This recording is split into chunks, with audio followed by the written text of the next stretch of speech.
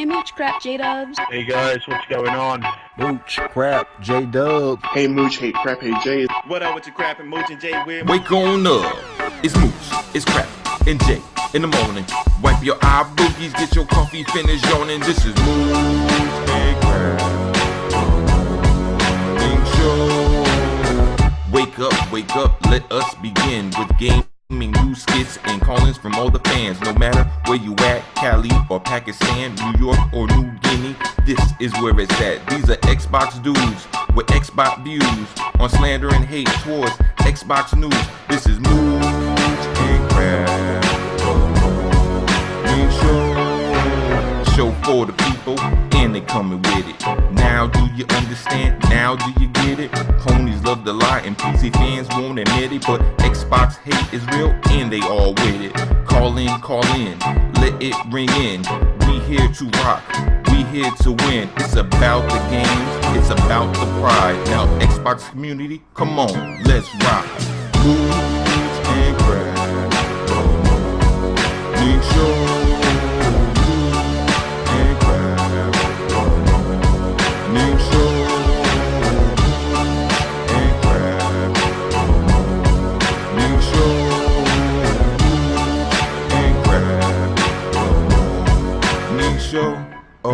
Mooch, Crap, J-Dub. ¿Cómo están, bitches? Hey Mooch and Crap, hey Jay. Hey Mooch and Crap. What up, Mooch and Crap and Jay? Sup, Mooch and Crap. Sup, J-Dubs. Hello, Mooch and Crap. What up, Mooch? What up, Crap? Hey, what's up, Mooch and Crap? You guys have the best damn podcast on YouTube, bar none.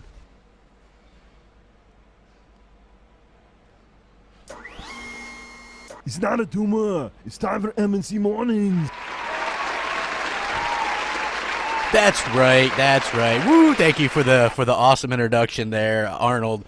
Great intro by the man himself, live wires, and we are live and happy to be here. Lots of cool stuff to talk about. We have missed a couple weeks, but we are back and ready to rock. Thank you guys for joining us. We've got the man, the myth, the Mooch. Man, Mooch, your mooching skills are like over 1 million. Hey, I appreciate that crap. I was going to say, are we going to talk about the 800-pound gorilla this morning first and foremost? Got to do a shout-out and say thank you to Avers and Moxie, G4G Media. Honestly, I couldn't thank them enough. They actually wrote to me a long time ago and said, hey, this is kind of a way to pay it forward. And they've always said they wanted to do something. I said, guys, you don't have to do that. You don't have to do that. But they were just over-the-top gracious. Can't thank them enough. Let me tell you something. The Evil Within 2, if it's even something you're thinking you might want to pick up, you've got to get this game. It is outstanding. Crap, I'm telling you, you guys all know I've been saying, and it's not fair to talk Game of the Year stuff. It's really not fair. We've got the big blockbusters coming out in November, so it's a little premature to say this. But RE7, Resident Evil 7 for me currently is my Game of the Year pick. And right now, I mean, I'm in Chapter 3, and I think this thing goes on for quite some time. This game might take over my RE7 slot, and I don't know if Assassin's Creed can conquer this. It's too early to tell, but it's that good, Crap. Yeah, I hear good things about it. It looks good. It's chapter based and kind of like the old school Resident Evils, right? Yes, it's old school Resident Evil, but it's got this new. It's not slow anymore, guys. That was my biggest gripe with Evil Within 1, which I only played very little of. It was just too slow, too damn slow. This has got a much faster pace. They've got a sprint now. It's almost like RE4, but brought up to 2017, which is great. Yeah. Well, I'm hoping it does good. If anybody wants to, mooch me a copy, I would happily play Crap it. does it so politically correct. It's great. If you want to hook up your boy Crap Gamer with it, that would be awesome. The main reason being is that I've already pre-ordered so much stuff already. Oh yeah. That I just don't. I don't really have the cash to do that right now. Well, I don't blame you, Crap. And I heard you. I think it was on Crossfire. You went through all the things that you have already pre-ordered, and it's pretty much everything. Yeah, it's like South Park, Assassin's Creed, Call of Duty, Battlefront 2. It's insane. It is a bit much. There's a lot coming out this year, though. Yeah. So, and I also want to get Shadow of War. I haven't bought that yet. The only reason why I haven't picked it up yet is because I'm waiting for the X. Like, I already got all this stuff that's going to be so much better on the X. So it's just coming down to the fact that I have to actually wait till the X comes out. So we're getting closer, though. I mean, we're creeping ever closer. 3 weeks? Yeah, like 3 weeks away. To those that don't know, like, so I had a Samsung KS8000 with HDR and stuff like that, but I'm gonna have the S and the X, and I want the X in my room. And so I had the smaller TV without HDR in my room. So yesterday, after talking to D-Batch a little bit, you guys know D, and he suggested the TCL P-Series with the 55-inch, which is a huge TV. So I got this TV in my room, and it's like a damn theater screen. Yes. And the HDR is phenomenal. I bought Pirates of the Caribbean, Dead Man Tell No Tales, which is the new one, which is HDR movie as well, and it looks phenomenal. I'd say that for this TV, I think was like $550 or something, 55-inch LED. It's really good, and I'd say it's very comparable to the Samsung KS8000. The HDR might even be a little bit better in my opinion because it's brighter. So there's different modes for the HDR as well. Phenomenal TV. Like I don't know, I might do a review on it because people are looking for a TV. If you're looking for like an HDR, a true HDR TV under like $600, this is it. Don't forget to specifically link the entire IGN staff. Yeah, I could, because it's so comparable to that TV, which you can't even get a KS8000 anymore unless you're lucky and like find, what I mean? Like, well, they're having a hard time in California finding TVs that are, not 10 grand apparently. I don't know. Yeah, well, yeah, I guess so. I mean, right? It's a really weird situation that those people are all like, hey, we can't find any 4K TVs, you know what I mean? Yeah. So, but hey, you know what? I'm happy now because now both my rooms will be covered with HDR and stuff, and I think that that's cool because HDR, like as you know, is phenomenal.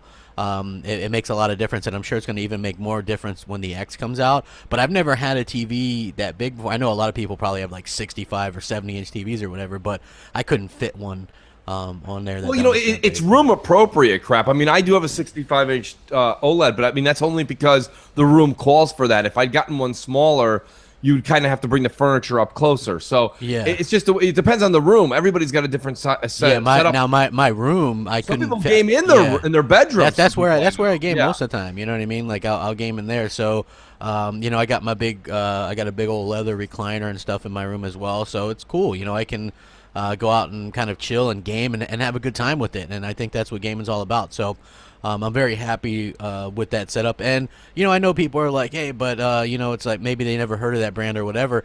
But, man, I trust D, and a lot of other people had good ratings and stuff like that. And so far, since I have both that and the KS8000, I can tell you that in a lot of ways it even outperforms the KS8000. So really good price. A lot of people. I see somebody else on my timeline. I think Dirty J picked one up as well. So I'm very happy with that, man. It's now I just got to get a sound bar for it, so I could be. Oh, you know who to talk to? You should talk to Bam. Yeah, talk to Def Jam Bam. Be like, hey Bam, can I get a sound bar on that? What's really cool because I don't know if you've tried this yet, Mooch, but when you play Gears of War 4, you go into the video options and then you can do a split screen with HDR and non-HDR. Did you know that? I did not know that. Okay, so next time you go in because you can adjust it. Like you have to adjust it in the game as well, the brightness of the HDR in game and whatnot. So you can do a split screen. So on the left side is HDR, on the right side is non-HDR, and then that's the way you can really tell the difference. It does that right in the game. That's amazing, first of all, but I will say this much. The HDR is definitely noticeable. I'm glad you told me that there's options, though, because I would like to kind of go in there and dim it down. Some of the HDR I find, like especially the white on the HDR, it kind of, it's so bright it like shoots through the screen and it kind of hits your eyes the wrong way. So I wouldn't mind being able to turn that down a notch. Yeah, you can turn it up and down just like how you adjust it in the pregame and stuff. Oh, you know what? It's Jay Williams, man. Good morning, man. How you doing? Oh, wait a second. I'm here too. I forgot I was here. Jay Williams. Yeah. J-Dub. Hello, everybody. What's up, buddy? Yeah. I'm actually in a really good mood. My wife and my kids actually left for the evening, and they left me to myself. And I actually last night had some time to play some games and watched a movie. I watched that new the new Stephen King, The Dark Tower. I watched The Dark Tower last night. Played some games. I am having a great time. And now M&C, it's the greatest way to end a weekend, really. Yeah, that is, man. It sounds like I know you and Mooch played some played some Destiny the other day. I was me and J Dubs kind of kicked out some Destiny. We had a good time with that. We got to get Jay. Are you up to level 20 yet? When we left, you were 18 or 19. I am just about at 20. I'm very, very close. I played a little bit by myself last night. I got through one of the areas. Actually, I did it solo and got a bunch of new gear. And I'm going to have to talk to you about some of the gear selections of what I should keep, what I should dump, because I'm getting these yellow ones, and I'm thinking, well, the yellow should be better than the blue, but it's got a lower number. I don't know what the hell to do. Right. Well, I can go over that with you, but remember, the key thing that a lot of people don't understand, they think getting to level 20 is everything. Once you get to 20, you do have to finish the main mission quests, because until then, it doesn't open up the tower, which then opens up many, many more milestones you can complete on a daily basis. So you do want to make sure that you complete the storyline as well. That's equally as important as level 20. But yeah, if you want to run through some of those, Jay, later on, I'm all about it. I'll tell you, that's great. Shout out also to Bam and Noof. We played a bunch of Iron Banner last night and just yucked it up and kind of shooting the breeze until like 2 in the morning, which I can't believe I'm just refreshed for M&C Mornings. Yeah, exactly. I was surprised because you were up there playing. I saw you playing you were playing Destiny 2 last night at like way late because I was up late. And I was like, huh. I played Evil Within the like midnight crap, and then I said, you know what? I just wasn't ready to kick off yet. I said, you know what? Let me see what's going on. I just started doing some Iron Banana, as Fox calls it. And Iron Banner's it's a lot of fun. There's actually a purpose. You know, you're playing multiplayer. It's fun to be competitive. But at the end of the day, when you're at the end of Iron Banana, you get. I love how she says that all the time. I can't. She's got it engraved in everybody's head. You actually get all kinds of great loot and stuff that's specific to your character for this particular week, so it's very cool. Yeah, I gotta get you guys to start gaming on J time because you guys play way too late for me. Like, that's don't tell that to crap though, Jay. Yeah, it's way too late for me too. Trust me, unless it's like at that time when I'm not working the next day or whatever. Well, a lot of people ask me that crap about you. They're always, "Where's crap?" I'm like, he games between 3 p.m. and 7:30 p.m. I'm the early bird special. Yeah. You know what I mean? I'm like, hey. Senior Citizen Gaming, brought to you by Crap Gamer Let me get Reviews. some gaming in. It depends. Like, the later it gets, man, the worse I get at gaming. You know, like, it used to be the other way around. I'd game all night, and I'd get better and better. And now it's like I start getting slapped around. You almost get drunk punch while you're playing the games, and it's absolutely insane. You know, it's crazy the way my body is now in my 30s versus 20s. You know, it's incredible. So. There is a different change of pace there for sure. I don't know what it is, but the only thing is that it's harder for, you know, the other thing about 30s, and, you know, again, just like everyone games in different rooms in their house, everybody games at different times depending on their families or their household structure. So, like, crap, you know, like, you got to get everything done family-wise. Everyone's got to be all taken care of. Then we can get to gaming. That leads the clock to get to about 10 p.m. You know what I mean? Yeah. That's just 9, 10 p.m. It's really hard to get on before that. Sundays, yes, you can a little bit. But, again, you're doing it in spurts because you're going out, you're grilling, you're getting stuff ready for dinner, and this and that, and blah, blah, blah. There's a lot of commotion. So you don't really get on to, like, 9 o'clock. Now, someone like yourself, you have a little bit more you time, which is cool. You get to come home and actually jam out and get serious right between the 3 and 5 p.m., which is that's a gamer's dream come true. Yeah. Because for the fact that you can be the most wide awake that you can be and enjoy that 3 to 5 like era of any day is just, for me, that's like, we call that hitting the lottery. Okay, over here, us late night gamers. Yep. I agree 100%. And we got our first call of the morning. Hey now. Awesome. M&C Mornings. What's up? Hey now. What up? Yo. What's going on, Mooch? What's going on, Crap? Calling in for the second time here. This is CJ the Taurus. I'm here in Jacksonville, Florida. I actually got 2 questions today. First question is, did you guys see the Digital Foundry breakdown of Gran Turismo and how they kind of sent shots at Forza and some other games about the loot boxes and everything? And they were just kind of like, there's loot boxes in other racing games, but, we're not going to go too far into that. I just felt like that was kind of shady in and of itself because, Gran Turismo doesn't have a lot of stuff, really, to be completely honest with you. So, and then my second question is for Mooch. Man, can you please put down the controller off of Destiny 2? Just 2 seconds, man, and go on there and go on your Twitter and let me follow you so I can get one more entry for this Xbox One X. Please, man. Please. What's your Twitter? I don't have a profile picture on my Twitter, so maybe that's why you're not, accepting it.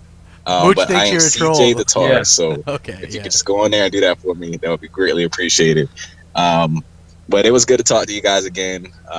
First time I called in, Crap had me laughing because he said I sound like I was on a boat, which, to be honest with you, bro, I probably was. I was preparing for Hurricane Irma, so, but I am a crap. I'm sorry, I am a crapaholic. Woo! And Mooch, you're getting there, man. I'm trying to, get on board with you too, man. But I just really need you to unlock that follow for me so I can get my Xbox One X, man. But all right, guys, you guys take it easy. Yeah, I remember Peace. him now. It's funny. The reason you said he sounded like he was on a boat, it sounded like he was on when you get on those ferries and you're crossing over to an island when you go on vacation. It sounded like that. He almost stole the seagull fame from our friend Def Jam. Yeah, you know what? Yeah, I like that too because he's like, you're getting there, Mooch. You're getting there. Yeah. Let me see it now, Sir Taz. I'm gonna ask him real quick. What he's got to send me his link. Crap, you're botting a bit. I'm not botting. You're botting. Oh, are we all botting? That's not good. No. Am I botting still? Yes. Yeah, you're botting a little bit. Oh, talk That's amongst all right. yourselves. I'll talk amongst ourselves here. Sir Taz, while you're in the chat, do me a favor. Just send me your Twitter link, buddy. I'll hook you up. Right now with the Gleam thing we have going on with Xbox One X, we have like 1 million follower requests show up. So for me to go through, it's kind of hard to just pinpoint your Twitter address. But Jay, just getting back to it because crap will talk a little bit to it, but I'm really enjoying this Halloween era. We're kind of in this theme of games we've got going on, and I've been really enjoying The Evil Within too over the past night. I played about 2 hours of it last night. Can't wait to jump back into it. But it's a game. I love the eeriness of it. It is creeped out beyond belief. There's some whacked out shit happening, and from a sci-fi perspective, I got to tell you, I like the way they're introing this game. They intro it where you kind of, and this is no spoilers at all, this happens in the first 10 minutes of the game. You kind of go into the Matrix, okay? They're calling it STEM. You go in, basically you lay in this thing very similar to like Neo did. You don't get anything injected into the back of your head, but you're in this tube. The tube fills up with that white goop you see from the front of the cover. Oh, the so album that's art. what the white stuff is all Yes, and then you go into this dimension, this world where your supposed daughter is, and you have to go get her. Listen, the game, it's sci-fi, right? So you got to take all that with a grain of salt. But when you get past that, this demented world, a lot of things can happen, and you're talking about just some crazy demented stuff going on. Where 1 minute you're outside, you take a left turn, and all of it's very Max Payne-ish. Do you remember the dreams Max Payne had? Yes, those demented dreams where he was just like walking on like nerves and like blood like trails, and then you'd make a right turn and you were in the kid's bedroom. And wow, it's all been this so long crazy since shit. I played that game. And like you're bringing back some crazy memories right now. When I used to play Max Payne I actually started playing it on PC, and then when it came out for Xbox after that, I played it on Xbox as well. Okay, yeah. How am I sounding now, guys? Am I sounding good? You're beautiful. Yeah, you're crystal, buddy. Give All me right, a good. good stuff. Give me a chance to also talk to the audience a little bit about Evil Within too, because I got to be honest with you, it's a great damn game, man. I can't stop getting into it. It looks good. It looks awesome again though. But I've ordered so much, and I'm just a poor guy trying to make it. I hear you, Crap. Just, boy, listen to Crap. Yeah. Pretty soon, Crap's gonna cut all the fingers off of his gloves and start playing the violin. That's what I need to for just $1 a day. You could support $1 and a Crap. dream. Yeah. So I get as much as I can, and with the X coming and stuff like that, like I wanted to get another TV, so I'm happy to kind of do that. As the last caller just did, glad to have a crapaholic sound in and sound like he's not, standing on the ledge somewhere, So it's always good to have the crapaholics in there, just be cheery and stuff, like, hey, it's me, I'm a crapaholic, woo! Yeah, so true. It is. Also, if you guys want to Skype in, M&C Space Mornings is the way to do that, and Skype lines are open. We do got lots of voicemails as well, but before we get into those, I just want to say something. Like, me and Mooch were live streaming Gears 4 the other night, and I thought this was funny because we were playing we did a private match, and we had like 10 people in there, and we were playing what the hell is that game mode? King of the Hill, which is my least Yes. favorite game mode. I'm the worst at it.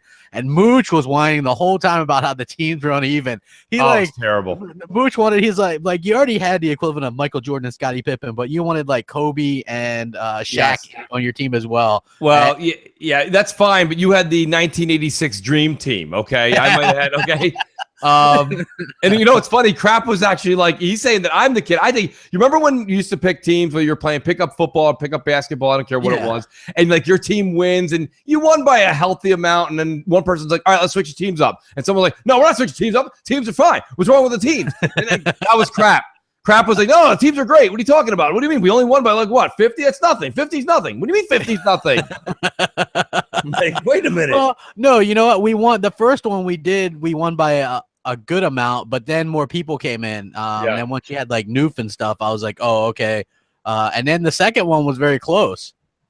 Well, I mean, I'll tell you, you made some good points there, and we made a valiant effort. I mean, everybody was dialed in for that game, but we still lost, which means the team should have been divvied up differently. Well, yeah, but how are you going to divvy it up? Because you already had some really good players in your team, because Turks is really good. And who else did you have? You had somebody. I know I had Goku, and that dude is Goku is a beast, man. Yeah, he's a beast. Yeah. But you had Turks. That guy's a beast too. Turk is good, but see, the thing about Turk is, and Turk will admit this, he said it first and foremost, he is very good, but he plays Horde, dude. When I say Horde, he has every achievement, period, that deals with Horde mode on Gears of War 4. Like that. So when you look at his rank and his score, don't forget, you still rank up accordingly through Horde mode. You know what I'm saying, Crap? So it's not like you can be fooled and be like, no, look at, he's maxed out. He is maxed out, but he also has played endless hours of Horde mode. He doesn't play much multiplayer. Yeah, he was still, I mean, he was backing me around. Noof was actually out there doing a good job too. He was rocking it. So man, yeah, Noof was doing an awesome job. It was just good fun, man. I wanted to play later, but I had to work early, so it was like I had to get my ass up and kind of head out to work. But so that's a good time. We'll probably be doing some streaming, probably Gears or whatever else. We couldn't find anybody to do Friday the 13th on Friday the 13th. So weird thing. But before we get into some voicemails, hit that like button because we appreciate you guys. And it shows that you guys appreciate us. J-Dubs, who we got on deck? We've got our favorite Ninja Turtle. Oh, Raphael, who coincidentally is my favorite Ninja Turtle. Hello, Mooch, Crap, J-Dubs. It's your favorite Ninja Turtle again, Raphael. And this week I thought I would ask you a more fun question, with all the media bias questions and the angry, oh my god, the ponies are rising questions. I thought maybe something more fun.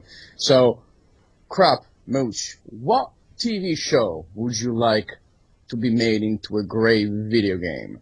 Personally, I would like Supernatural to be made into a video game. Why? Because it will work just like The Witcher.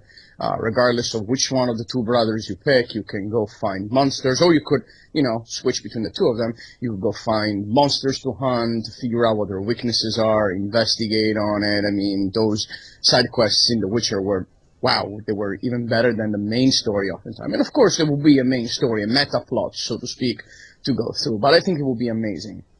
So, which one would you like to see made into a great video game? And Mooch, I swear to God, if you say Game of Thrones, I'm going to pull seniority and take your Italian card away from you, okay? So no Game of Thrones. And guys, have a great Sunday. All right, I won't say Game of Thrones, but he's not going to like my answer because they tried this, okay? Telltale did it, and they actually had another company do it, but they did it piss poor, like they do everything with movies and TV shows all the time. I'd like to see an honest-to-God, true nitty-gritty, kind of like a Days Gone meets Dead Island, okay, meets The Last of Us, but true gritty The Walking Dead. I would like a true Walking Dead. There's no reason the Walking Dead game that came out years ago had to be the ridiculous trash that they gave us. We're like, you're Daryl, and go out there and find some batteries. What? Come on, man. I've been watching 7 years of this show. They're not just walking around looking for batteries. Can we do something? You know what I mean? Like, there's so much. Get some batteries. Go out there, Daryl. Get me some batteries. Get some batteries. Hey, Burl. Watch my back, Burl. Yeah, like, you know what I mean? Come on. Why can't I get a real, like, listen, Dead Island, loved it. Played the shit out of it. Last of Us, loved it. Days Gone, I'm going to get it. I like that genre. Why can't we have a nitty-gritty true? We've got a story. Listen, there's 100+ comics already written for The Walking Dead. There's 7 seasons where some of them they took off a little bit from the comic and went in another direction. Everything's written for you already. We just need a true AAA team to take the license and do something with it. It's like, take the license and do something with it. And we never get that. You can take the time with it too. Because crap, if they came out with a Walking Dead game that was legit, okay, 3 years from now, the show might even be off the air by then, but people will be hungry to get back into the genre. So yeah. I don't see why they wouldn't spend the money and the time on something like that. I mean, that's just me personally. If you think about it, I think the best way to do that, if they were to do a really gritty Walking Dead, would be to do it like Left 4 Dead, because Left 4 Dead is like episodes, if you know what I mean. Like, it's like a show. You're playing each episode is like a show. That's fine. But they should do it like that, where you get maybe 6 people play co-op, and you can play all the different characters that are in the the main characters. Maybe you can switch them up. Wouldn't it be cool to actually be like Negan next to Rick, playing co-op together? That'd be kind of neat. Yeah, I agree. I think Hellhammer actually has that one game where you're Merle and what's his name, and the Telltale ones are pretty good. Yeah, Daryl. The Telltale ones are pretty good. I actually like those, so I'm not really going to complain too much about those because I think they're pretty good. I mean, they're good, but they're like walking simulators with a little bit of action. Yeah, somebody. Yeah, go ahead. I was going to say we could do a podcast with Cletus, you being Daryl, and I'll be Merle. Wouldn't that be a great? Get the flashlight. We need that. Hey. Batteries, Merle! Get your batteries. Get those batteries. Yeah, that was made by Activision. It was like, and it looked horrible. They used like the Call of Duty 4 engine bad. Or something. Yeah, so bad. Yeah, it was really bad. Somebody in the chat mentioned that the guy that called in had mentioned about the loot crates or whatever, and how they maybe took shots at Forza. You know what's funny? I don't see how anybody can play Gran Turismo Sport and then take any kind of shots at Forza, for the simple fact that, these are racing games, and that Gran Turismo Sport doesn't really have a single player campaign experience, doesn't have hardly any cars, it doesn't have anything. It's limited. They should call it the limited edition, and you couldn't sue them for false advertising because damn right it's limited, Right. It just is. It's completely limited in what it offers. The cars look like they're plastic Matchbox cars. The environments look bland and terrible. The physics are horrible. It's big bumping. The Burger King game had better physics. It's just awful. I can't say enough bad things about GT Sport. Horrible game. I'd be surprised if that game scores above a 75, to be honest with you, Metacritic. So. Oh, don't be surprised, crap. Don't be surprised. Remember who their big brother is. Yeah, I do, but still, man, I'm just telling you that game. There's no way that I agree with game you. should be anything. I played it, man. It's not great. It's not great. So, M&C Mornings. What's up? Hey, Moocher Crap. This is Mr. Josiah's one first-time caller. Enjoy your show. Yeah, help me go through work, listen to each one of your broadcasts. I just want to see, actually, a question, like, with the first time you seen HGR, what was the first thing that's going through your mind? Because yesterday when I was playing Shadow of Mordor, it's the first time where I actually seen the difference in HDR, where I had my TV for a good 3 months, but I never sat down and really seen the difference until yesterday, where I turn it off and I turn it right back on, and the HDR was just right there. So I guess my real question is, when you first saw HDR, what was the first thing that came through your mind? All right, thank you. Crap. Oh, go ahead, buddy.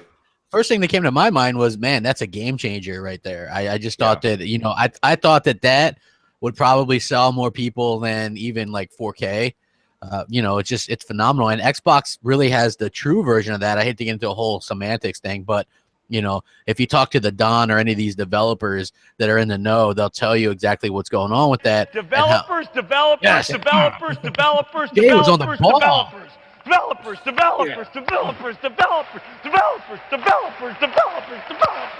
Oh man, I love that one.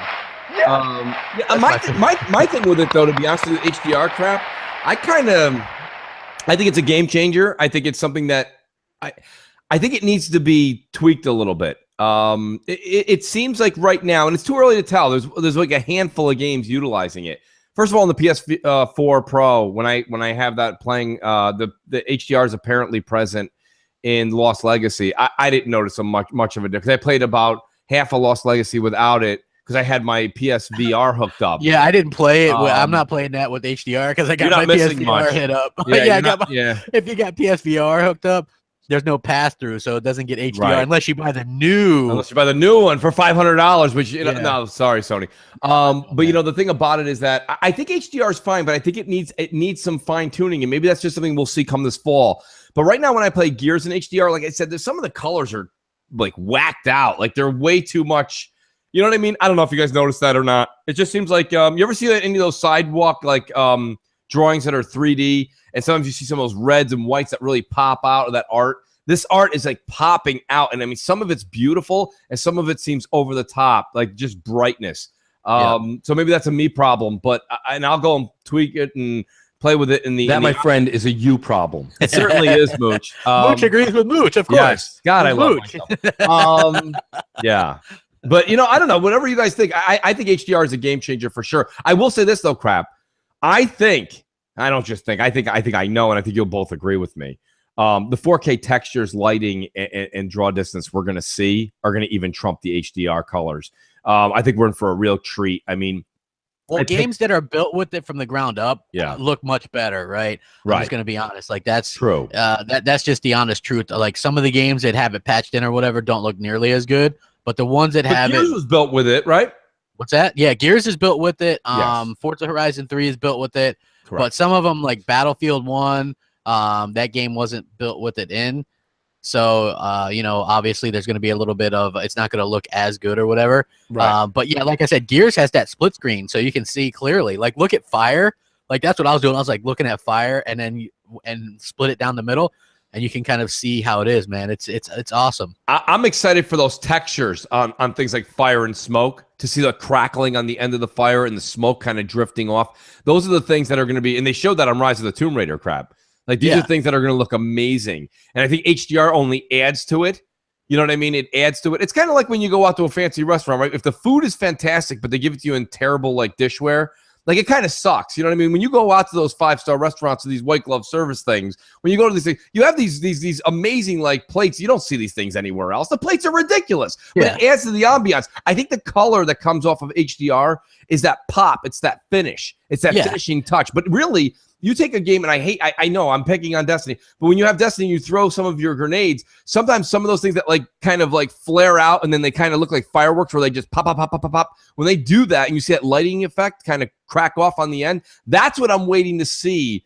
What happens with the 4K textures? That's what I'm really, really antsy for this holiday season. Well, did you see? I don't know if you saw this. Digital Foundry did the they did the Shadow of War comparison, right? And they really were like, this is the biggest. They were like, the Pro, all it did was up the resolution. It didn't do anything. It's really getting skunked by the Xbox One X version because of the texture quality. Right. Like, wow. Like, when you see that kind of stuff, you are just kind of blown away. And that's when you realize, if you're a Sony fan, we're in the shit. You guys, just a note to everybody too, because I've had a few people in the industry write me. I've been talking to them back and forth in the DMs, and everybody's got anyone who's going to get an Xbox One X review unit has it currently. So they have them, they're using them. And so when you see a lot of people talking in the near future, like, they're going to be talking because they're actually playing on it and they're reviewing off of it. So the embargo lifts, I believe, November 1. And for people to start discussing Xbox One X. And it is a big deal, folks. It's a big deal. It is. And don't think this is like, well, how do they know? They don't even have a unit. If you see people like Digital Foundry, they have a unit plugged in right now. They're playing on an Xbox One X. Hey, shout out to Great Skull Zero on Xbox Live. He sent me the link to this article from Digital Foundry and the quote, right? PS4 Pro's in-game textures desperately needed an upgrade to suit its resolution boost. The highly variable asset quality is a concern. It may be the biggest gulf we've seen between Pro and the X to date. Ouch. Wow. I mean, that is... Jay is on fire today. Jay is on fire, man. Usually Jay's like daydreaming or something, man, but he's like... Jay is on fuego. Nice. He's doing an absolutely fantastic job. Hey, hit that like button. Let's get over 200 likes. Come on, we got like 400 people watching. We can't get 200 likes. Let's rectify that, shall we? And you know what? We've got all these voicemails, and we've handled one. Yeah, we should So- get to some more voicemails, J-Dubs, if you don't mind. Yeah, let's do a voicemail. Sir, we have Jay Yoon. He's a first-time caller, I believe. He's on deck. All right. Hey, Mooch and Crap. This is Jay Yoon01 Gamertag, Xbox Live. Wanted to get your opinion. Have a PS4 Pro. Enjoy some of the games. I also got the adapter where I can actually use my Elite One controller on there, which is awesome, because that's what it's really about, is the controller. But my Xbox One S was damaged, so I haven't been able to play a lot of the games that I'd like to. So on the PS4 Pro, I've been playing Destiny 2, got that leveled up. Been hearing all the comments from Mooch. Thank you. But my question to you guys is, do you think I need to go ahead and trade in my PS4 Pro and add that towards my Xbox One X? Yes. Or should I go ahead and keep the PS4 Pro and then, of course, include the Xbox One X? So let me know. Great show, guys, as always. Thank you again for taking my call, and have a great and wonderful weekend. Bye-bye. Well, Crap, listen, here's the thing. He absolutely should. If he said it was one or the other, I agree with you. But if he's leaving open the option to have both, it's not fair. We all have both. He should have both. I think you should keep it. I mean, listen, 2018 is not going to be a bad year to have a PS4. You've got Mooch sticking up for the PS4, man. Let's call a spade a spade. Hey, Mooch, you coming around? I'm not coming around. No. I'm not coming around either, because I tell you what, God of War and Spider-Man, I don't know if that's enough to get me to make me a happy PS4 owner. Days Gone doesn't interest you? No, not at all. I probably won't even get those that, are the only three games that I'm really looking forward to next. I'll get Spider-Man. See, Spider-Man's the one I could give a shit about. I know, God forbid, you say anything about Spider-Man and Star Wars, all of a sudden, you're putting sci-fi time out. I don't know. Listen, to me personally, Spider-Man, you're going to swing around, you're going to land on a rooftop, you're going to do a couple of quick time events, you're going to see a really cool action sequence, and then, I don't know, myself personally, I'll just watch the movie and save $60.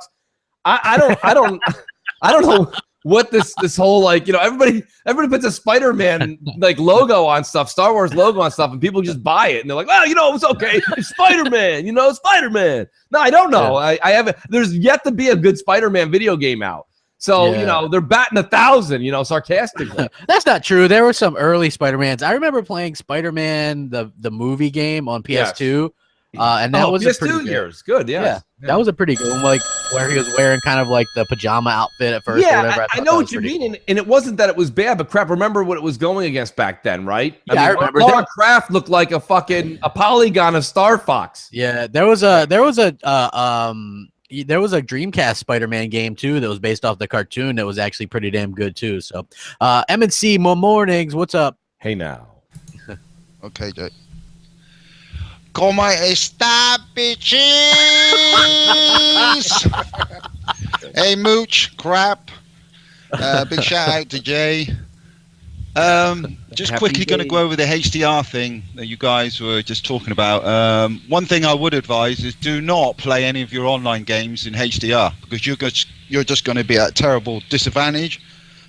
Just going to have horrendous input lag. Play your single players on HDR, that's fine, but not when you're playing online.